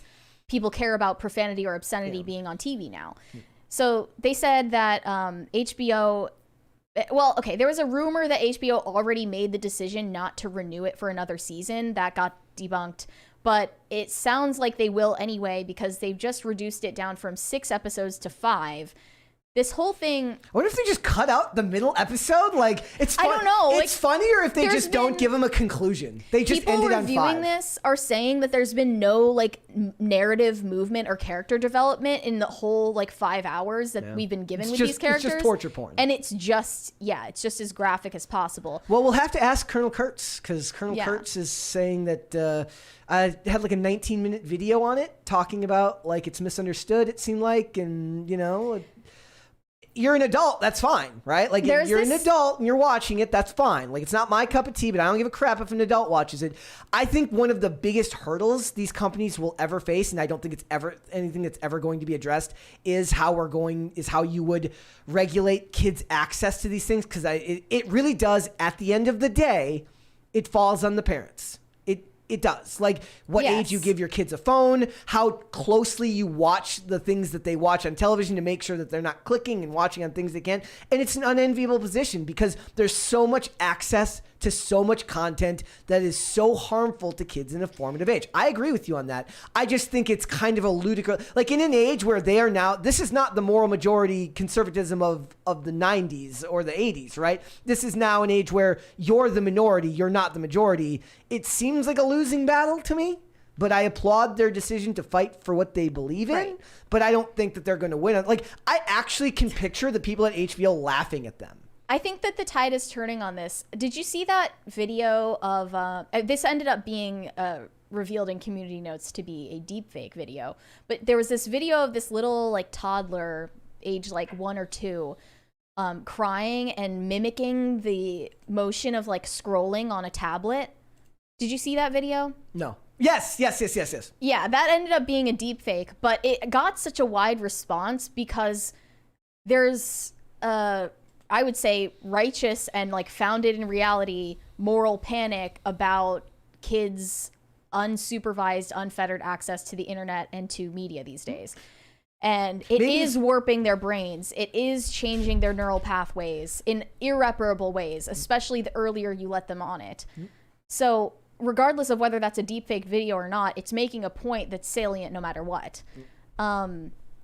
I want to read more from this press release that they put out. They said, PTC is calling on HBO not to renew The Idol for a second season, given the program's extreme content, nudity, essay, torture that can be harmful to young viewers. The Max platform is called on to stop marketing The Idol to youth through social media and to shore up wide gaps in its parental controls that enable youth to watch The Idol and other explicit TVMA content like Euphoria. The Idol has been rightfully panned by TV critics because each episode delves deeper into torture porn and SA. Far from enlightening, the show has sunk into such depravity that even its niche audience has clearly turned against it. Yeah, Musings of a Crouton had a really funny video where she's like, she talks to me, it's like, ranking scenes in The Idol by how much they give me an existential crisis about the future of this country or something like this. And basically said that Sam Levinson needs to be put on a watch list. The Weeknd needs to be put on a watch list too, because he seems to take all the criticisms of his character playing this serial abuser and cult leader to heart as if they're criticizing him, while like still wanting to maintain this distance that like, oh no, I'm playing a character that's nothing like me. I'm like the opposite of this guy in real life. When they're filming this show at The Weeknd's house, playing his music on the soundtrack of the show, they're basically making a show about The Weeknd, which is what he wanted it to be in the first place. Yeah. That's why they got rid of Amy Seimetz, the director they had in April 2022, so that they could shift the narrative of the show so it would focus more on him. He wanted this to be a character study on himself. Yeah. And you can say that it's like revealing the shadowy reality of the entertainment industry, but you're implicating yourself because this is starring someone in the music industry. You're saying that like if he didn't take it so seriously, you wouldn't be as suspicious, right? Like if he wasn't so upset. I mean, that could also, like, I don't know if he has any history in acting, but before, like if you're criticizing his music, you're criticizing his art, right? Like something that's very core to his personality. It may be harder for him to separate. He hasn't done any acting for this show. It may be harder for him to separate the fact that like that's a character he's playing, and he's like he thinks that they're criticizing his performance and not just the depravity of it. It just seems like The Weeknd doth protest too much. A little bit too much, you know? Right? Yeah. Yep. Also, Lily Rose Depp has no singing experience, so she's playing a pop star, has already put out a song. Sounds called just like World Class Sinner / I'm a Freak for the soundtrack of the show. And it's like they're teaching each other how to do things that they each haven't done before.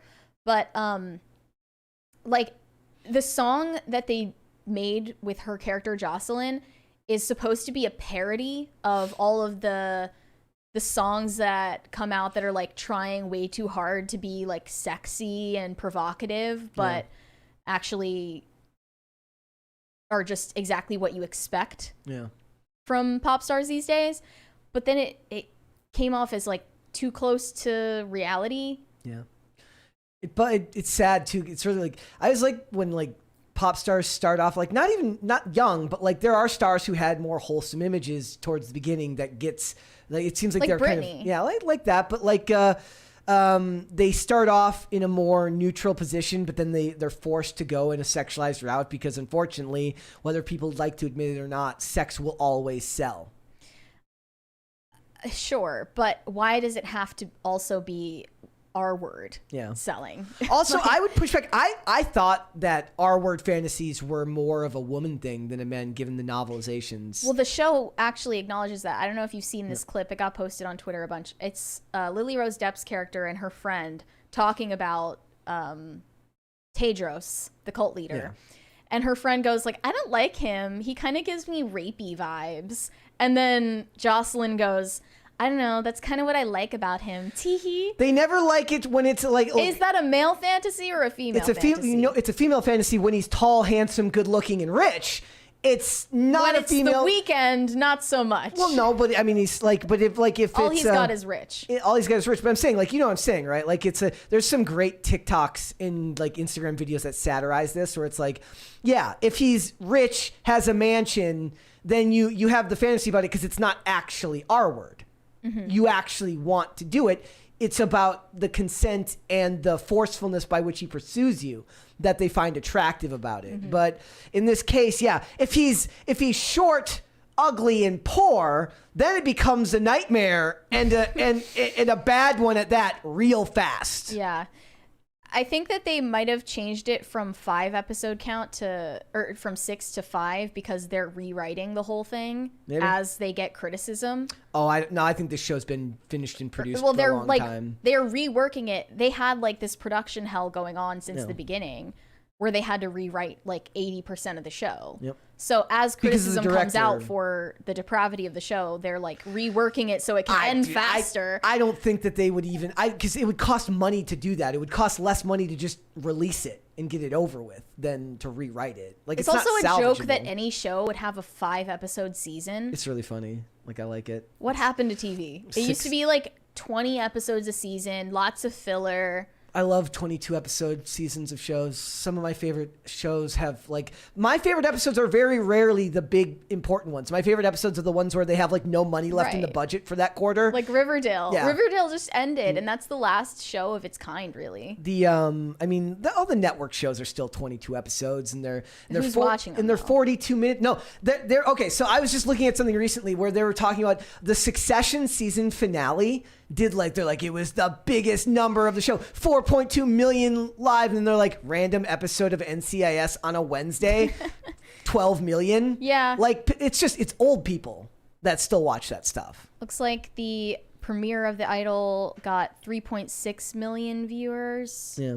For a week. Oh yeah, that's true. Mighty Rax points out Sherlock was only 3 episodes, but that's British, and British TV was always like 6 episodes a season, but now all TV is like that.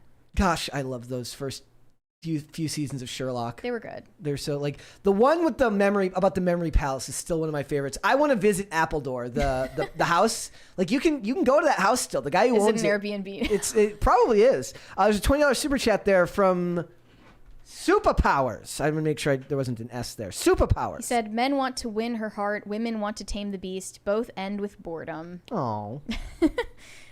They're saying 12 to 15 episodes is ideal. Look, I don't even like that because what I love about the 22 episode format, it's because I have no attachment to finishing things.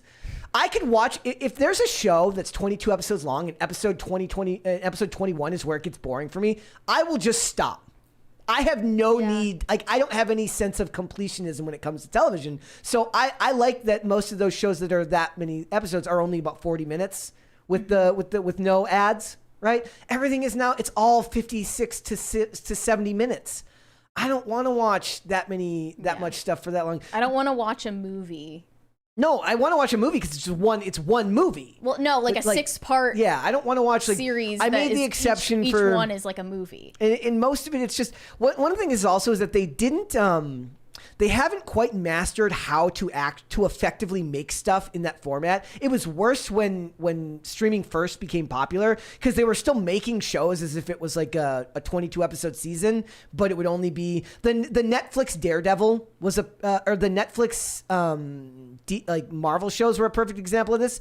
All of these shows were 12 episodes long, 12 or 13 episodes long. They never needed to be 8 tops. They never needed to be as many as they did. And I would have been fine with that if they were shorter, but they were longer.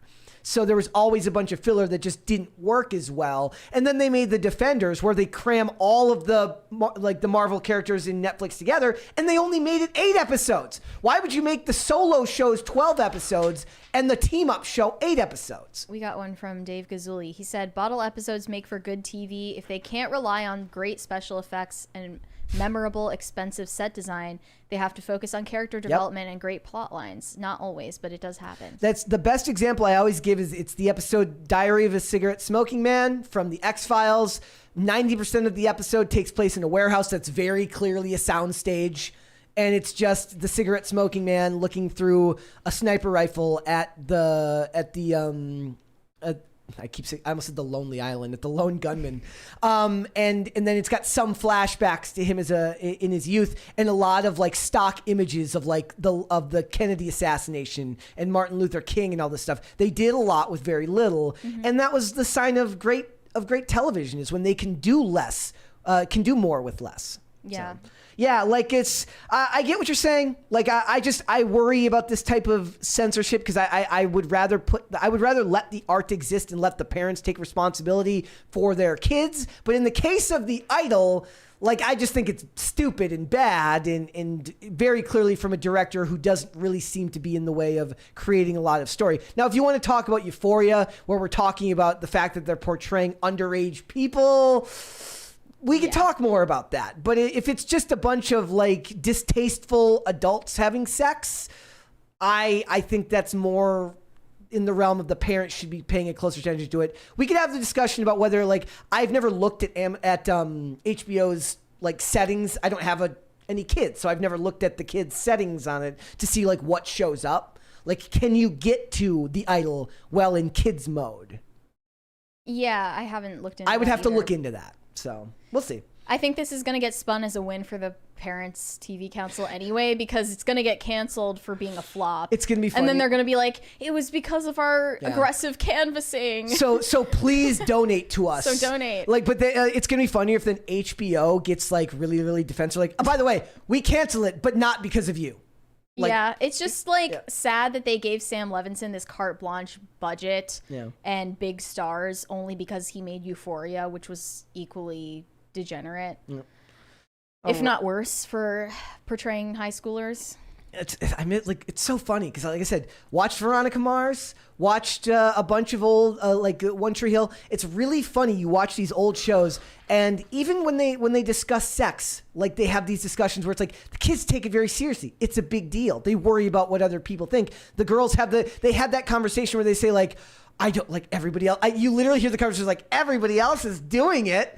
And then they're like, don't let them peer pressure you into do it. And the parents have to have that discussion. They're like, it has to be somebody you really care about. You have to love them. Like they just don't do that anymore because they just assume that everybody's a degenerate. Because Reason said, too many episodes are for suckers. You get strung along waiting for something to eventually happen. I will forgive it if it's at least funny.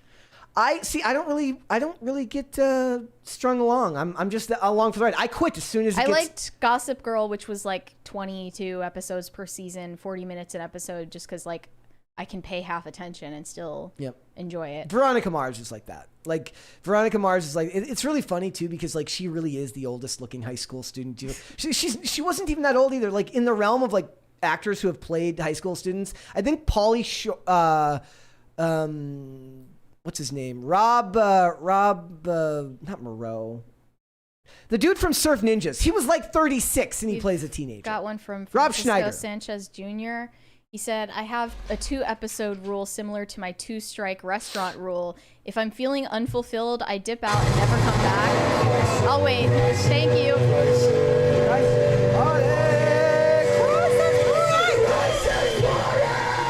It's party time. there, so why stick around when a show gives me bad vibes? I don't even have a 2-episode rule, dog. I give you 15 minutes. If I'm not good in 15 minutes, I'm out of there. I am out, and I'm never coming back. 90210 similarly was like portraying teenagers in adult situations, and it was adults playing teens. Yeah. But it can be done in a tasteful way that isn't just pornography. And if you're interested in watching pornography, then you know where to find it, and it shouldn't be on mainstream platforms, in my opinion. Holy Verse says, Brett, Smallville episode heat. Are we talking about the episode where like the hot substitute teacher's there and Clark, like it's a scene where he's like, they're like looking at a tape, like it's like animals copulating as like in like a sex ed class. And Clark's looking at the teacher and the air in the AC in the class is broke. And he's like really into it. And then all of a sudden the lasers shoot out of his eyes and look like sperm hits the monitor. It's freaking great. It's hilarious because it's still dorky. And it's a metaphor for the situation, right? But it's not like they're showing him sleeping with the teacher. The teacher ends up being a bad guy. Mm-hmm. Let's go to Super Chats. Let's do it. Fear Me It's Bree said, a good friend of mine bought a vase at Goodwill, had gray dust in it, so she shook it out. Then she realized she had bought an urn with ashes in it. That is just... Why would someone donate their relatives' ashes to Goodwill, though? I mean, maybe they didn't realize the ashes were in there. And also the Goodwill employees were just like, checks out, normal. Wait, so it's horrible. like you can like, don't urns usually have some type of inscription on them? My mom's urn had an inscription on it, so it's like. Do you own that, or? It's not here. It's in storage, but I kept it. I don't know. The Catholic Church allows people to get what is it called? What is it? What? When you don't get buried, you get cremated. Yeah, the Catholic Church allows people to get cremated, but you're supposed to be like interned somewhere at a church. Yeah. Yep. Not. Well, like when my mom. So no one brings you to a Pink concert and throws you on stage. Scatters you on the stage or scatters you in the ocean or whatever. When my mom passed, we scattered some of her ashes at the like where other family members had been buried. And then the rest were like between me and my brother. It just seems like, I don't know. I really hope that the person who did that did so at their relatives' wishes, not. So like I love Pink, and it has to be during that song. I don't even know. It was like, what's that song? It's not Jagged Little Pill because that's Alanis Morissette, but it's whatever the song is like. And during that song on stage, like you have to throw my ashes. Disrespectful. Shane H. Wilder said, you want a scary mascot? Look up the Pelicans King Cake Baby mascot. It's a nightmare. It's nightmare inducing. Can you look that up? What is it? The Pelicans King Cake Baby mascot. The Pelicans. I never understood the king cake thing. Like, why would you... King what? King cake. Okay. Like, you put a little baby doll in the middle of the cake. What is it? Oh my god. Oh gosh. Oh my gosh. It's so awful. I want one. Like, wait, where is it? Hold on. It went away. Hold on. Is it? It's so gross. I'm trying to find like a. It's like not letting me go to the page I found. J Spot said jet fuel can't melt structural steel. Nah, mean. I'm just asking questions. I know. Says Jesse Ventura. There it is on screen. That's horrible. That is. I hate it. Thanks, I hate it. And earlier when Chris Carr sent me the thing that says Sam Levinson is a visionary director of our time in the Idol is the greatest show ever, I was like, thanks, I hate it. As a gift, it's a thanks, I hate it. Perturbed Alpaca said, I thought the parental abuse thing was shenanigans to get the sympathy for gunning down their parents in the living room. I mean, what would be their motive otherwise? Well, the money. To get all the money. They said they spent like close to $1 million before they were arrested. I don't know on all that stuff. You can't know, but it is interesting. Like you think about like, would that have gone differently if it was two daughters that had done that? Would they have taken those? Daughters probably wouldn't have done it. But hey man, Mary, I watch movies and television. And they say that women can do anything that men can do. And if that means offing your parents because they're abusive, then girl boss on. Women can do that every bit as much as a man can. Girl boss on. Yes, queen. Isaac Martinez said, it's great to have you back at PCC. How are you? I'm doing well. Probably shouldn't have traveled right after my vacation, though. Not a good idea. Kedamono said, Zuck versus Elon anime style, having an entire debate while punching each other. I like Brett's idea better. Speed rounds. Speed rounds. Disco Jensen said, do you think the writer's strike and upcoming SAG strike will create new breakout shows like times in the past, or will it be a net loss for Hollywood? I think what's going to end up happening is because of the structure of the way Hollywood runs now, with shows being completed farther in advance, my guess would be they're going to get down to the wire, but they'll end up resolving this before it truly affects any of the entertainment, at least on the streaming services. Like, it may come to hurt the network shows, but is the SAG strike actually going forward? I know that the Directors Guild enthusiastically signed off on their new deal. I don't know if SAG strike is going forward. It is unfortunate they're part of a union called SAG, though.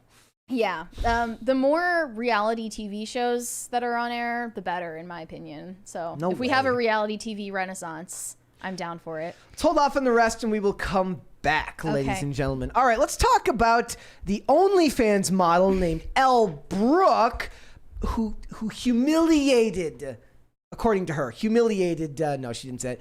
Elle Brooke she went on Piers Morgan Uncensored. They talked about how Piers Morgan is supposedly, he's been canceled and he's been deplatformed. While he is on Sky News and every major social media platform. So she went on that platform and she talked about her experience being on OnlyFans. He had pointed questions for her. I think for the most part, he was actually fairly respectful to her the whole time. It was just one question at the end that really seemed to upset her. And it was the hypothetical question about, look, what's going to happen in 30 years when your kids are in school and they're bullied because their mom had an OnlyFans page? Yeah, I think just any criticism of women's choices is now interpreted as misogynistic, which is not fair. You're not allowed to question anything a woman does. Yeah, and really, like, his admonishing of this OnlyFans model was not...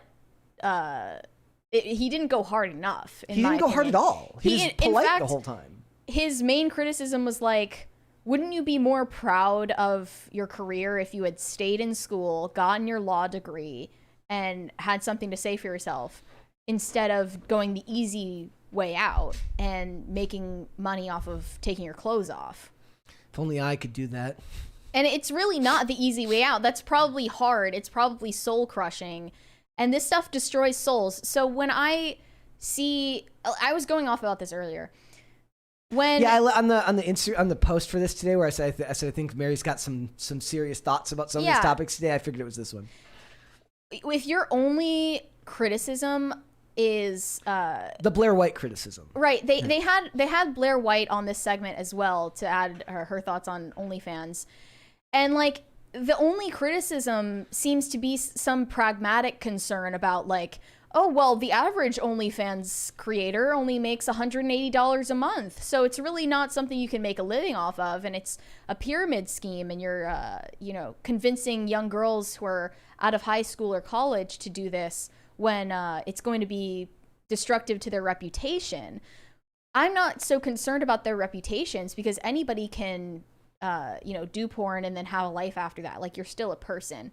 I'm concerned about their souls getting destroyed. And I think like the spiritual problem is not addressed because of moral cowardice. And I hate this constant refrain of like, oh, well, obviously you're free to do whatever you want as long as you're an adult and you're making free choices and everyone's consenting adults and da da da. Like, that refrain to me sounds so cowardly. And the only reason we're having this conversation about OnlyFans isn't because we have pragmatic concerns. It's really not. It's because we're viscerally disgusted by sex work. And it's because we have a natural inclination in our conscience that tells us that it's wrong. We know that stealing is wrong. We know that murder is wrong. And we know that it's wrong to sell sex, to sell your intimacy on the internet or in person.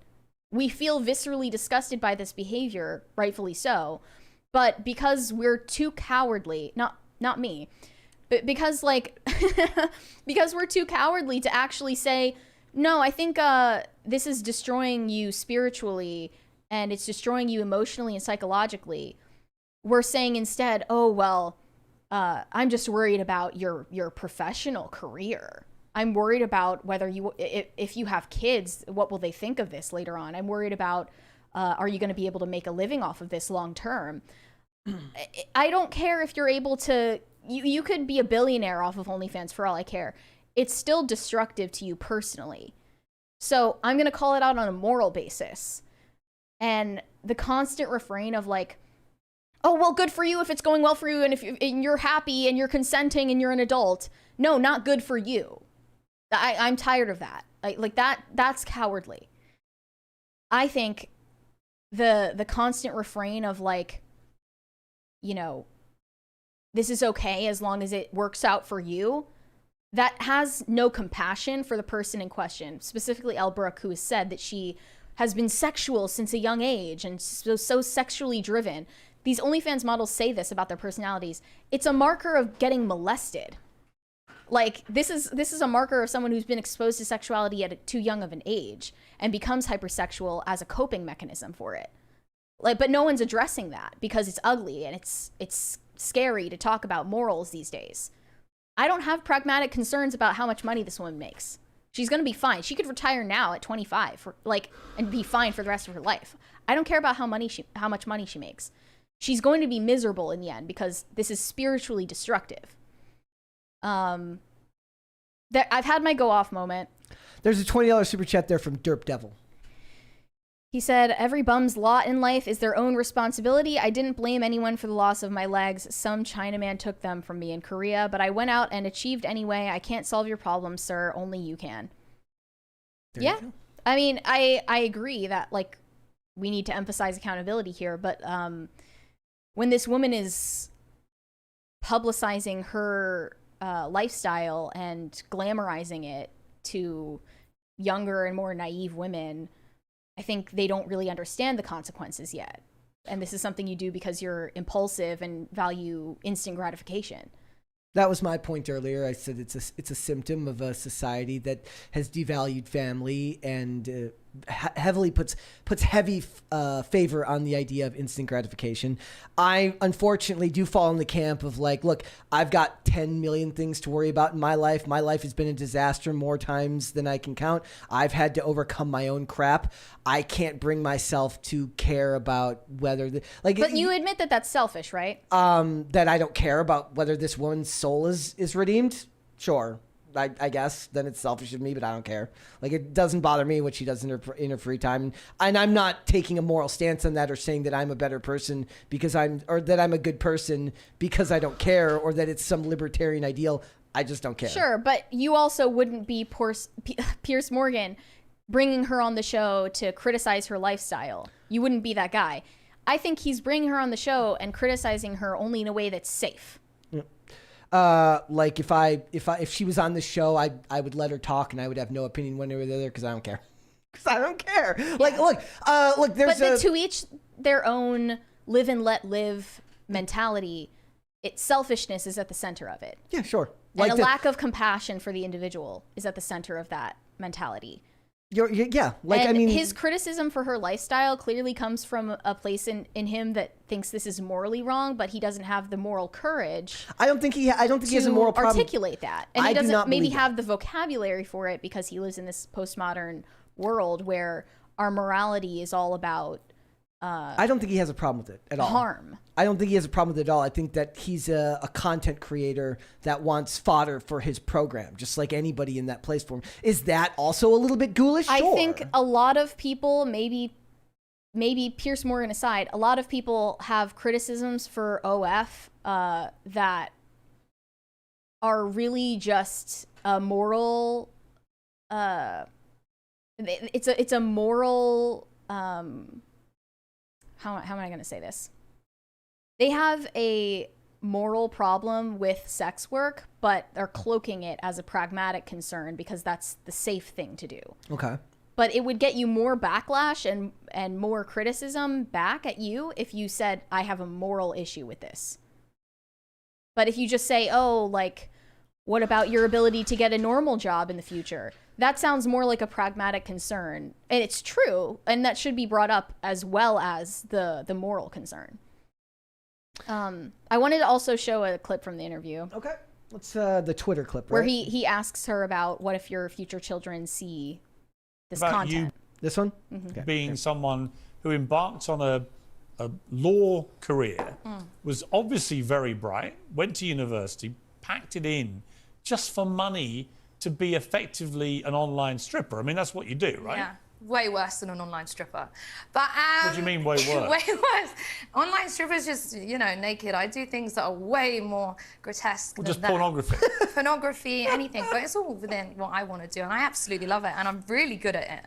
You know, I could be. I do think that there's a desire for her to rationalize very quickly. This is a massive cope. Because she's like, I mean, cope, yeah, but also because she can, like, she's predicting the pushback before it even comes. Yeah. So, a good lawyer, yes, whatever. but also, am I good at doing other things on video and camera? How would you feel when you want to have kids yourself? Well, I mean, I don't really want kids right now. But at You least will do. How old are you?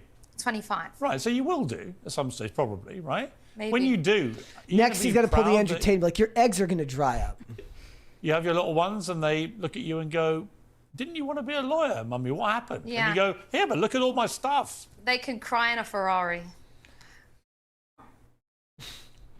See, why would she think that money can solve the problem of a kid being bullied? Well, the kid won't know the difference at that age, whether the kid won't know whether the Lamborghini is a better thing to cry in than a Toyota Corolla. It makes no difference to the kid. Yeah.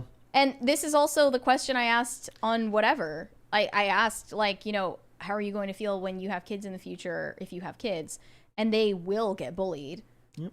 Because you've been sucking dick on camera throughout your 20s. It is funny to me to live in a society that simultaneously tells us that bullying is a ridiculously huge problem. Everyone's getting bullied. We need to stop bullying, but not understanding the practical ideal that we push concepts and we push lifestyles that get people bullied. Again, I'm not going to bully someone for what they choose to do with their life, but I understand. Because you're a grown adult. Because I understand, as you said earlier, pragmatically, that you make your own bed, right? Coming to work here does that.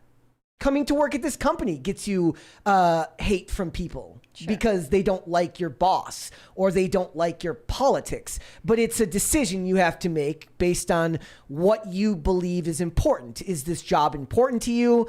Do the things that you're advocating for matter? Do the company's beliefs matter to you? Maybe they do, maybe they don't. Or maybe it's just that you need a job and it pays you money and you're happy with your job, right?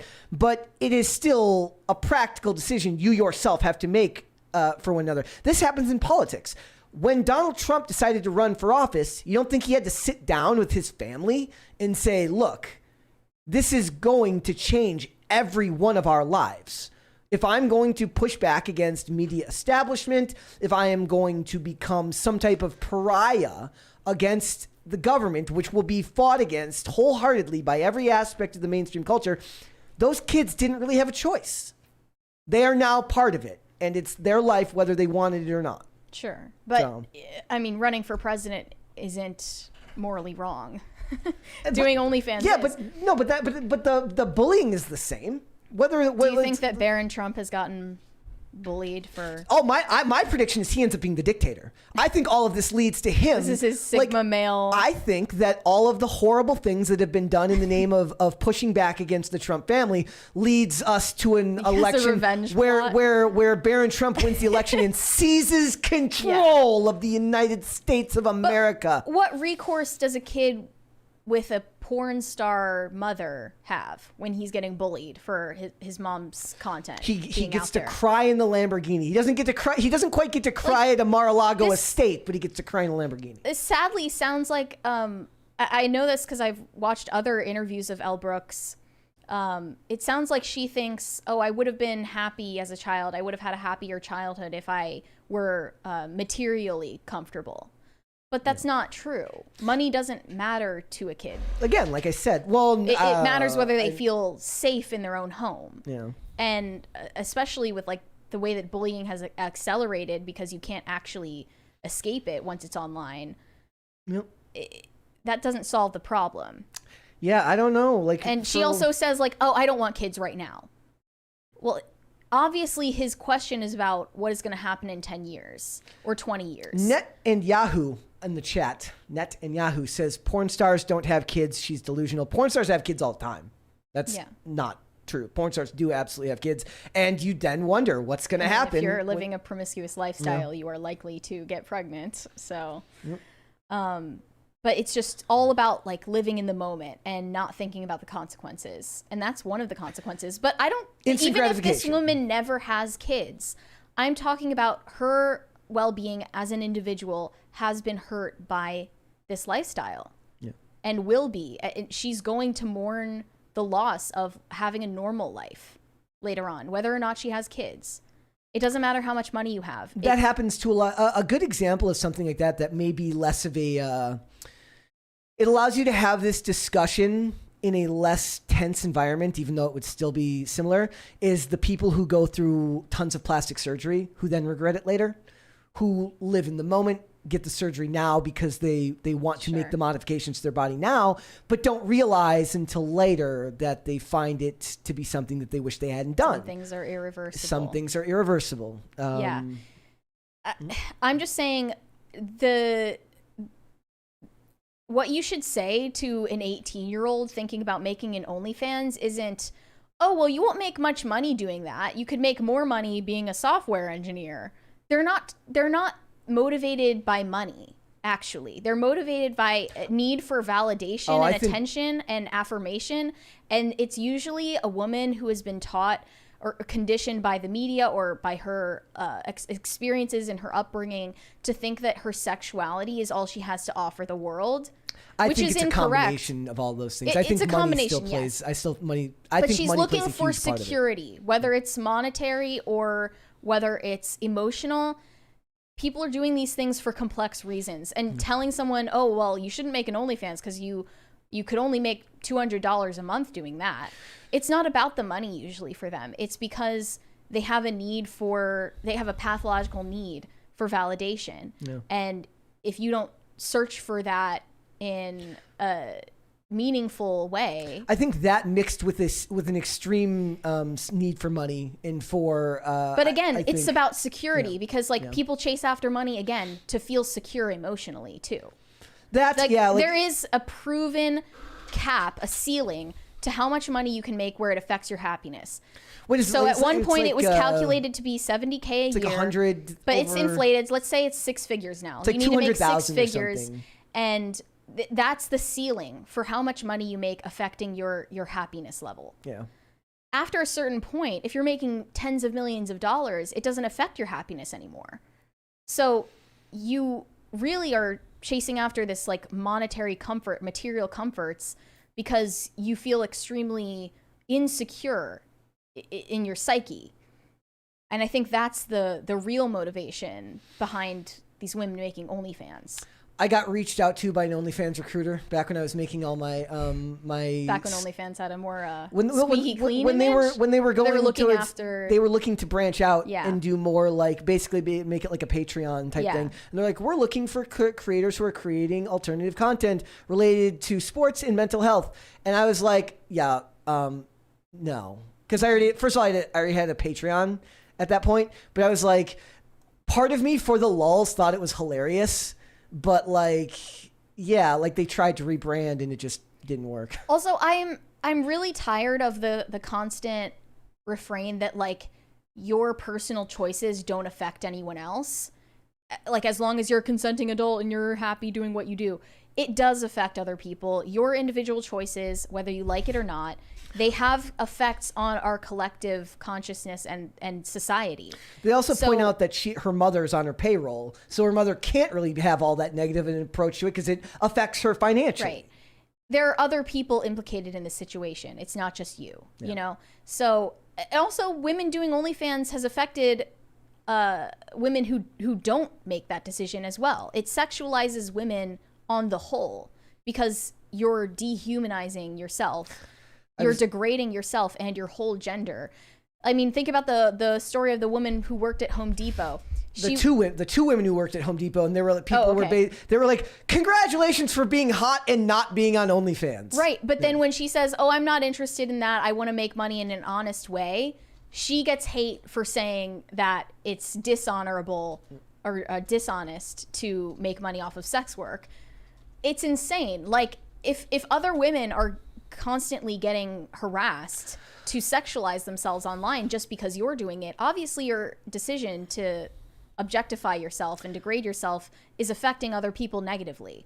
I don't know if this is spam bots or whatever, but I get people DMing me just a link to OnlyFans. Like, they literally DM me onlyfans.com.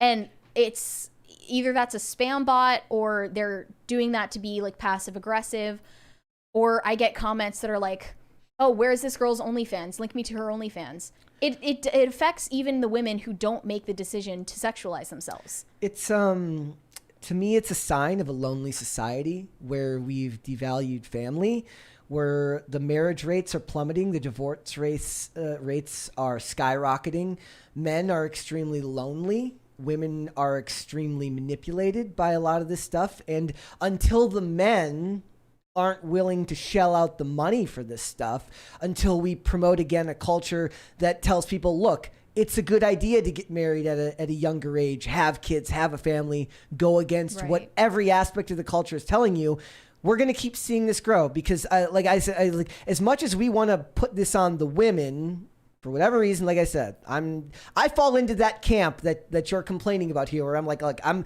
the selfish one. I don't give a crap what this lady does. But until there's no financial incentive for the women to do it, as long as the men are going to keep shelling out the money for it, like this isn't going to go away any faster than Twitch thoughts are going to go away. It's always going to be there because we're an increasingly lonely society that's heavily focused on instant gratification with no value placed on family. I posted this clip on Instagram that a lot of people didn't like, where I said women are easy to indoctrinate. They're they're highly malleable to ideologies, and that's why they become extremely leftist. They're highly suggestible, and my point is women have limited agency because of their high suggestibility and their openness to whatever is considered like the way to get affirmation. Women feel affirmed by getting outside validation and approval, and if the only way that they see or if the way that they see to get it is sexualizing themselves, then that's what they're going to do. Yep. And I'm all for personal responsibility and, unless you're a woman, accountability, she says. But you have to recognize the psychological difference between men and women to understand why women are doing this. Yep. So, like I said, I don't think it changes. It says, I looked it up. I was curious. There's 3 million content creators on OnlyFans. That's a tiny amount considering the size of our society. But think about like how this has taken over the conversation. Yep. And also she ended up writing a piece in The Independent where she talked about the interview and gloated about how she made Piers Morgan look stupid. She said, every question that Piers Morgan asked me wasn't something out of the ordinary. They're actually questions that sex workers get all the time. What will your children think? What are your children going to do? Your kids are going to get bullied. It's something that people love to tell sex workers just to antagonize them. And that's being dishonest too, because you can have, just because you've heard the question before doesn't mean it's dishonest when other people ask the question multiple times. Right. When multiple people ask the same question isn't a sign of bigotry against you. But then again, remember, we do live in a society where women are pathologically allergic to taking responsibility for their own actions. Mm-hmm. She said, I think it's a dumb question to ask a sex worker about their hypothetical kids' opinions. It's mad for a man to expect women to only want kids, assuming that they'll want kids or have kids one day. It's mad to think that only men would have these questions. Right. Yeah.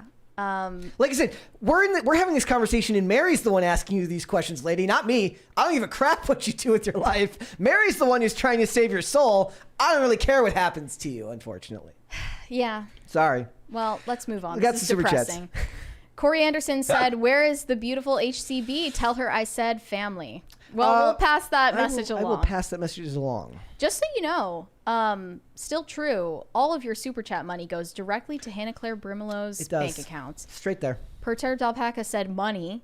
Thank you, Perturbed Thanks for Alpaca. the money.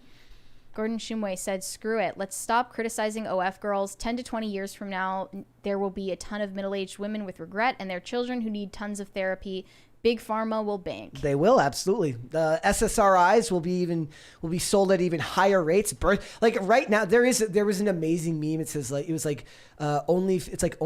models when they hit a certain age, and it shows it's like Big Pharma and it's like SSRIs and therapists, and they're clapping hands, and money rains down on them.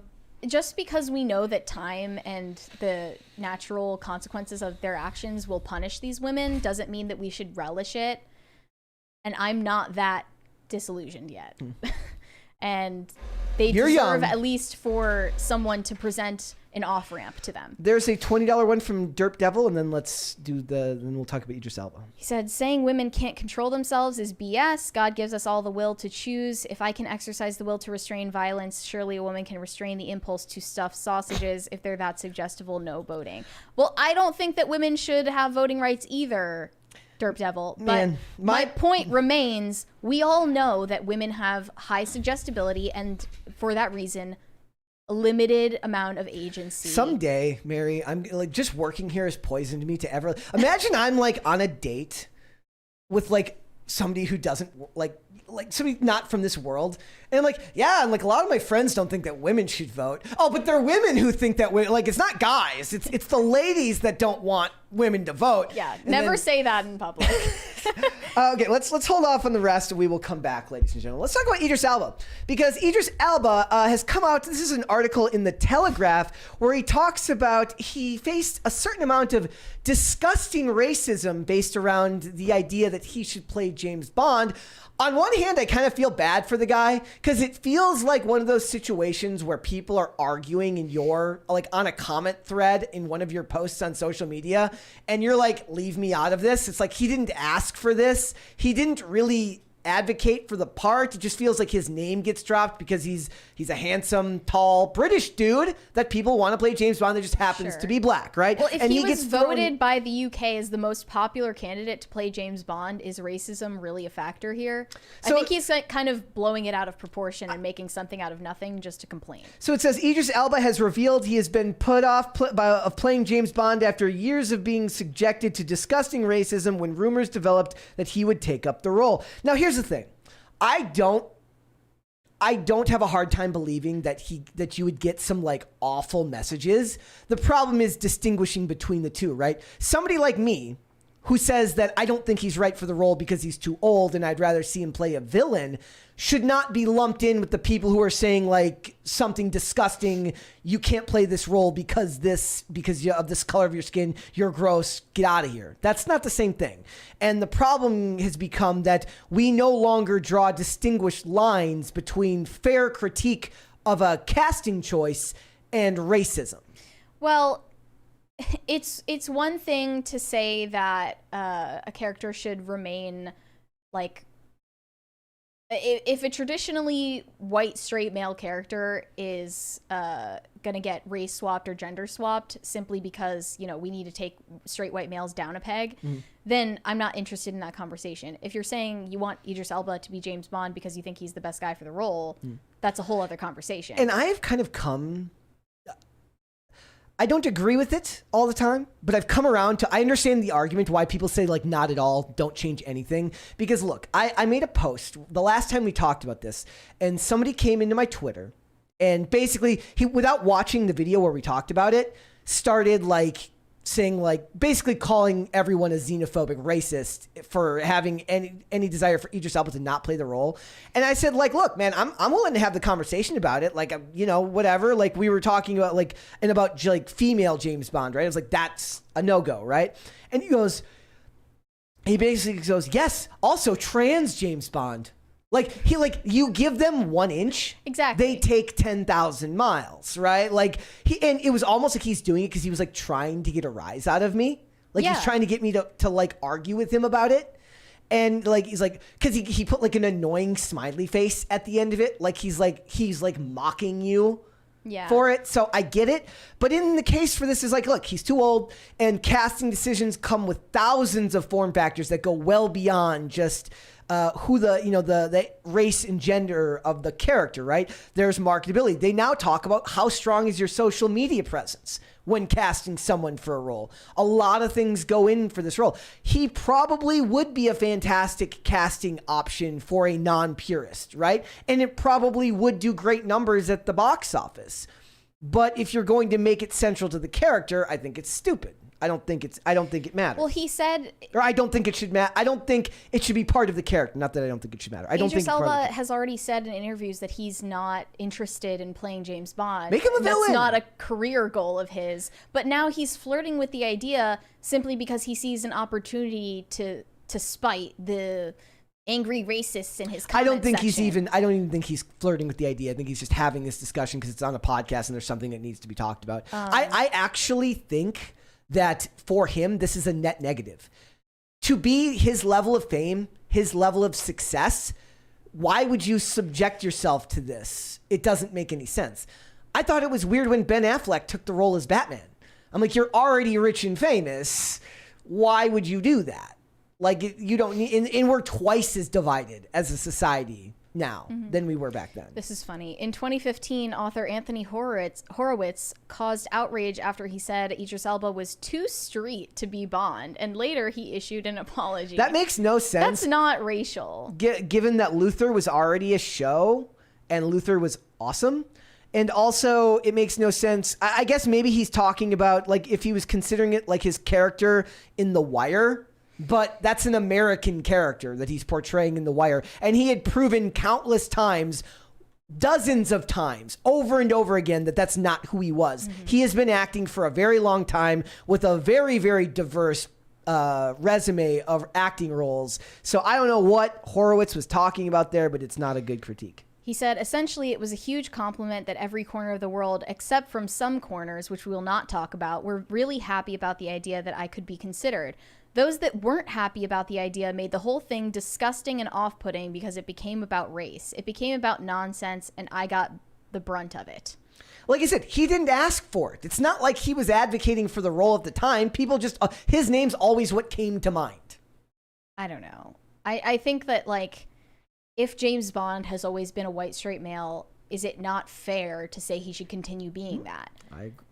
Simply on the basis of race, yes. Like, I want to stop with the gender swapping and the race swapping of all of these characters. It's gone too far. It genuinely has. Well, there's even characters that you don't care about, they'll race swap them. Well, no, they do that on they do that on purpose. That they like that then because to start the controversy that doesn't exist. But also then they get to say canonical. They love to use that when they say it's now canon that this character is this, right? Like Nick Fury. Nick Fury was not originally black. Nick Fury was white in the comics, right? So, like, and this goes to, they do this with tons of characters in the comics. Starfire, like, there's so many of them that they do it to, and they do it because it's a lot easier to do it with those characters. And then now, this is the other thing that's funny about it. It never goes back. Very rarely does it ever then go back the other way. Can you point out one example where they race swapped a character and then undid it later? Yes, but I can't think of it off the top of my head. I do have a couple of them that I usually use in this place. But the fact that it's so rare shows that it was a political decision in the first place, not looking for the right person for the role. Yeah.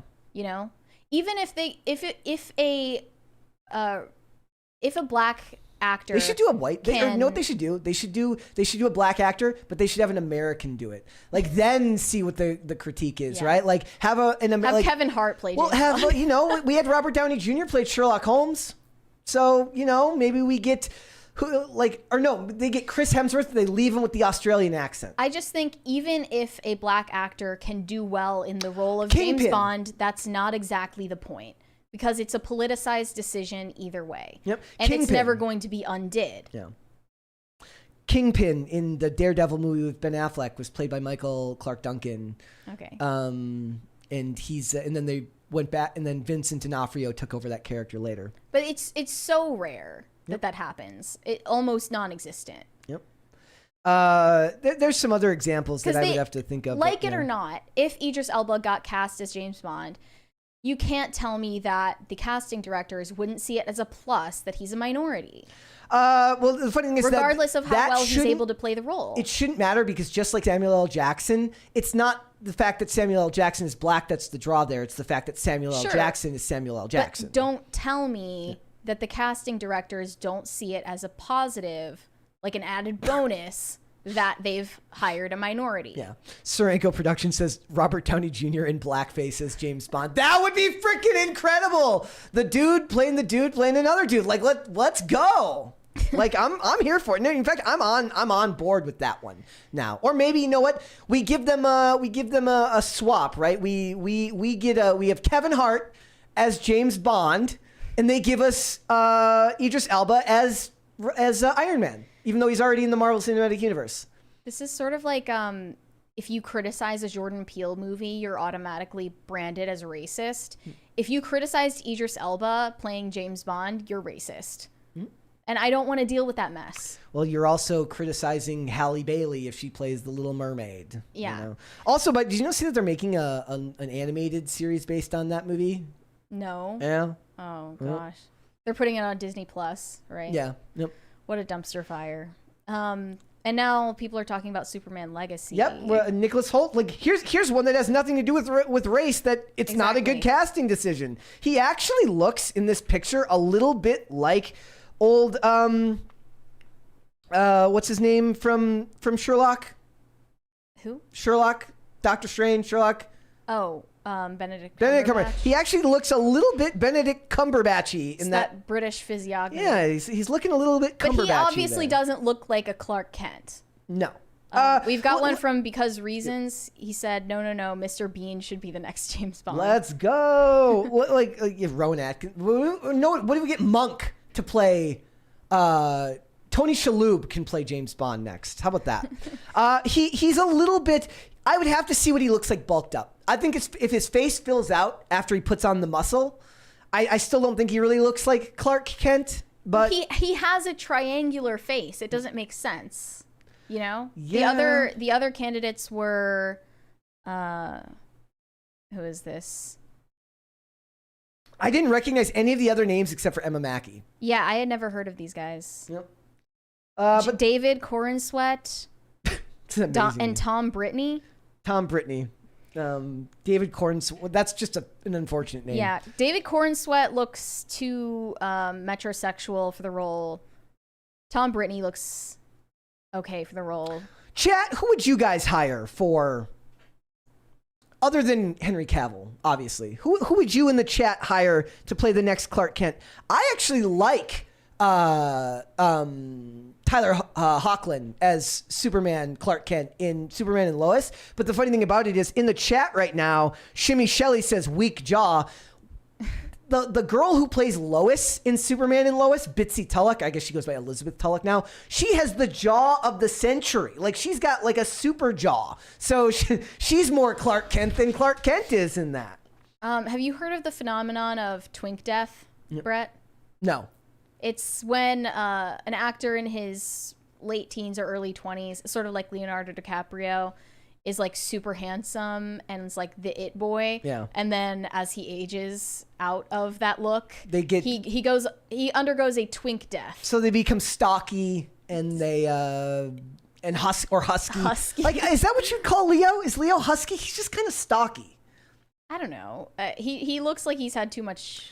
They mentioned Ali McGregor mentions Jim Caviezel. Jim Caviezel at one point was going to play, was up for Superman back when, I believe, when Superman Returns was going to come out. But then I wanted him. I really, really wanted Jim Caviezel to be Batman. I wanted Jim Caviezel to be Batman really bad because I think it's not going to happen now that he's talking about a dream. Bro. I mean, he's too old now, anyways. But he ended up getting to play the character of John Reese in Person of Interest, which is very much a Batman-esque type character, even though he's not a superhero. I have been meaning he's essentially to rewatch Person of Interest. Oh, it's so good. Now he's gonna be the movie comes out the 4th.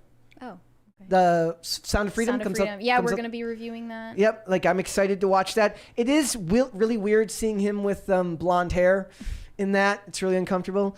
In the chat, Parodification says Bitsy Tulloch is beyond hot. Yes, I agree. But also, watch her in Grimm. If you've never seen Grimm, her and Bree Turner in Grimm are fantastic. Another example of great characterization of female characters. Thank you.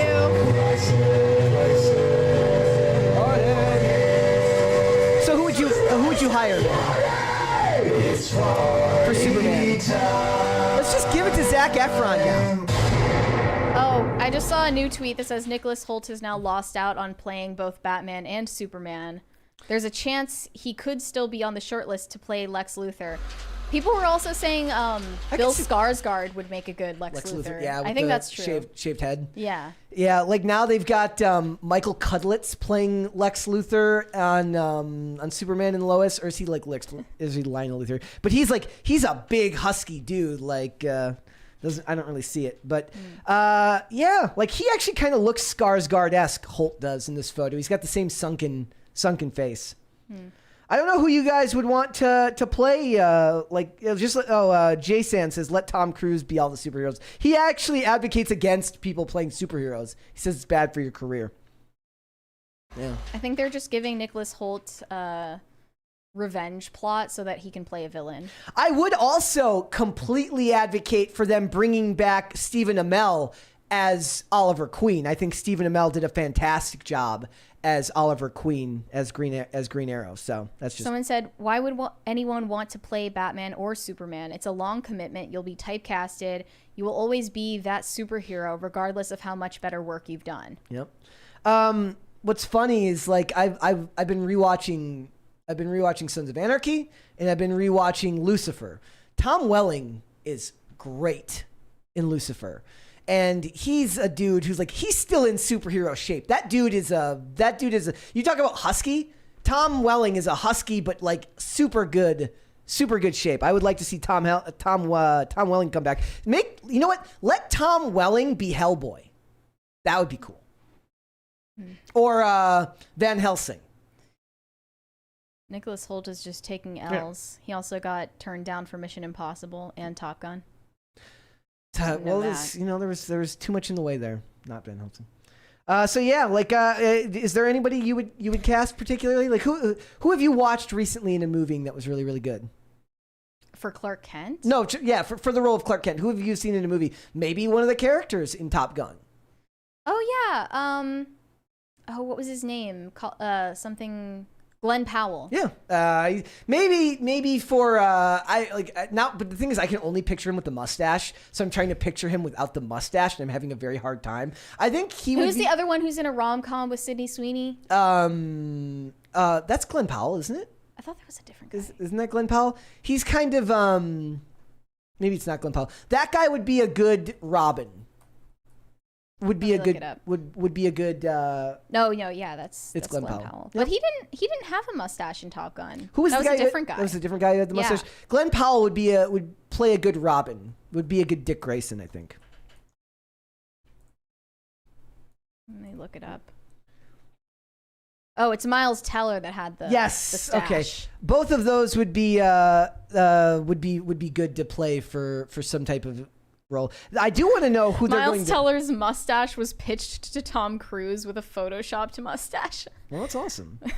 Well, dude, but also, like, did you see the when they did that? Like mustaches have already ruined enough superhero movies with Henry Cavill not being allowed to shave his mustache, and then having it ruin the Justice League when they tried to CGI it out and it looked horrible. Oh. Yeah. Like because he was under contract at that time. He was doing Mortal Kombat. That'd been all. Who the hell would Henry Cavill play in a Mortal Kombat movie? So he was contractually obligated to keep the mustache for Mission Impossible because he was in Mission Impossible and he had the mustache. So he was required to keep it. So when they did the reshoots, he wasn't allowed to shave it off. So they did the reshoots. And what's funny about it is they didn't even need to show it there because it's like cell phone footage. But they still grab a close up of the kid with the phone looking at the mustache. They could have just done a shot where he's like looks from the side and make it really quick and then turn his head around and do it. They didn't need to do that. Weird. All right, let's go to Super Chat, shall we? Shane H. Wilder said, sorry for the nightmare. Also, Mary's right on cremation in the Catholic Church. My dad is interred at my parents' local parish. Yeah, they don't want you scattering yourself over the ocean or whatever. Wait, what about, somebody here mentioned, what about Adam Driver as Clark Kent? No, like, well, I'm saying as Robin or as Nightwing. Yeah, I can't see him as Superman. Adam Driver or anything but a villain. I think he could play Nightwing. Alex making beds and writing novel on the side said, imagine being that kid browsing web, searching something, and then coming across your mom doing that. It's a good thing that she can afford the therapy. Does she use a stage name?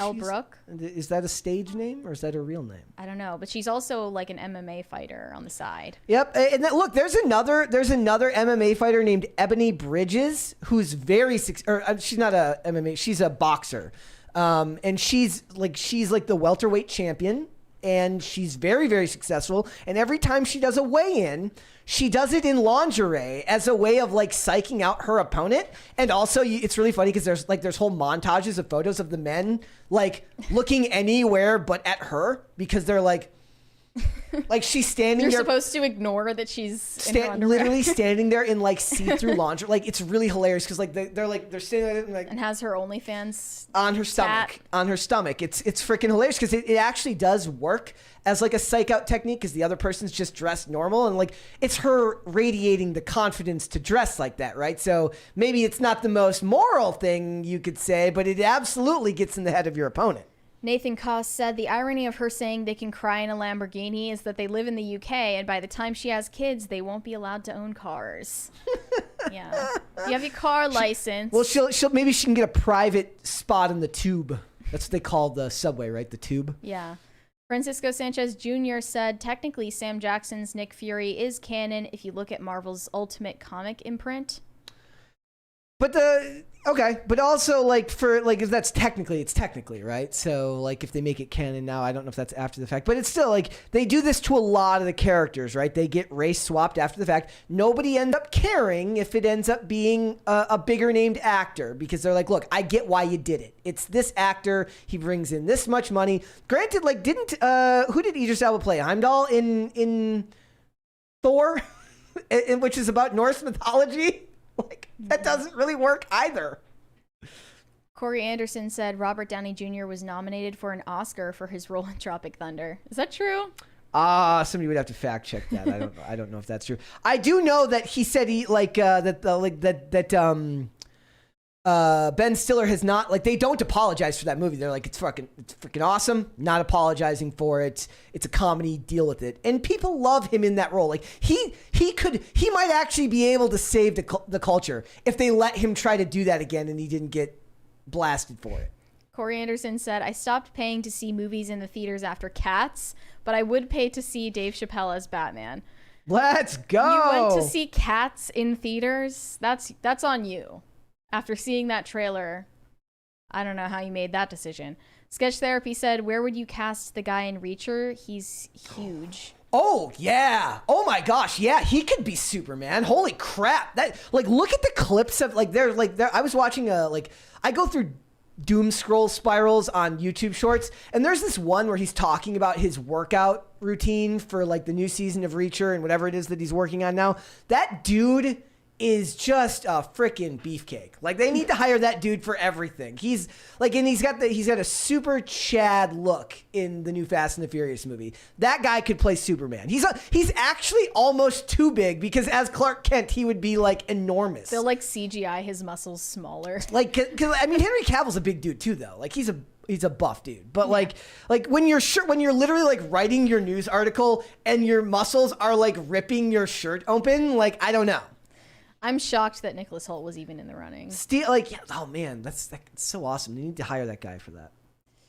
All right, that's it. All right, guys. All right. Before we go, would you hit the like button on this video? Subscribe to this channel if you have not done so already. It would help us greatly. We got one more there, Mary, from Deuce Boogaloo. He said Ebony Bridges is different because she's an actual boxing champion and all she does on OF is show bobs, so I hear. Very not like Elle Brooke. Okay, awesome. Well, if she's making money off of it, you know, she's multifaceted and she's clearly very good as. Yeah, that's just what my friends told me. Not like I've checked for myself. Look, I'm gonna look. Don't worry, I'll go do extensive research after the show today. I'll report back tomorrow. Make sure it's a tax write-off. Yes, I will put it on the company. Also, somebody in the chat I was just looking at said Alan Richardson for Conan. Alan Richardson could play Conan. He's Arnie big these days. So, all right, Mary, where can they find you? You can send me validation on Instagram at Mary Archived, or you can send me hate on Twitter. That is also Mary Archived. And I encourage you to go to the Pop Culture Crisis subreddit if you want your memes submitted for meme review. I'm not sure exactly when we're going to do that, but it's coming soon. All right, and we got one more there. High Voltage 75 said, will fish be considered for cute of the day? Vacationing in the wilderness next week to do some lake fishing and might take some pictures of my catches. Absolutely. Unfortunately, animal corpses are not getting considered at this moment for cute of the day. If it's just a picture of I say submit it. I say submit it. Depends. Maybe submit it to your Tinder profile instead. Perfect. All right, Mary. Oh, you said where they can find you? Mm-hmm. All right, guys. If you'd like to follow me, you can follow me on Instagram and Twitter at Brett Dasovic on both of those platforms. Thank you very much. Pop Culture Crisis is here Monday through Friday, 3 p.m. Eastern Standard Time. That is noon Pacific. We are also on Amazon Music, Apple Podcasts, Pandora, and Spotify. If you'd like to listen to this podcast rather than watch it, and if you'd like to follow the show on social media, we are on Twitter at PopCulture_show, Facebook and TikTok at Pop Culture Crisis, and on Instagram at Pop Culture Crisis Pod. We will be back with another episode tomorrow. We'll see you then, guys. Bye. Later.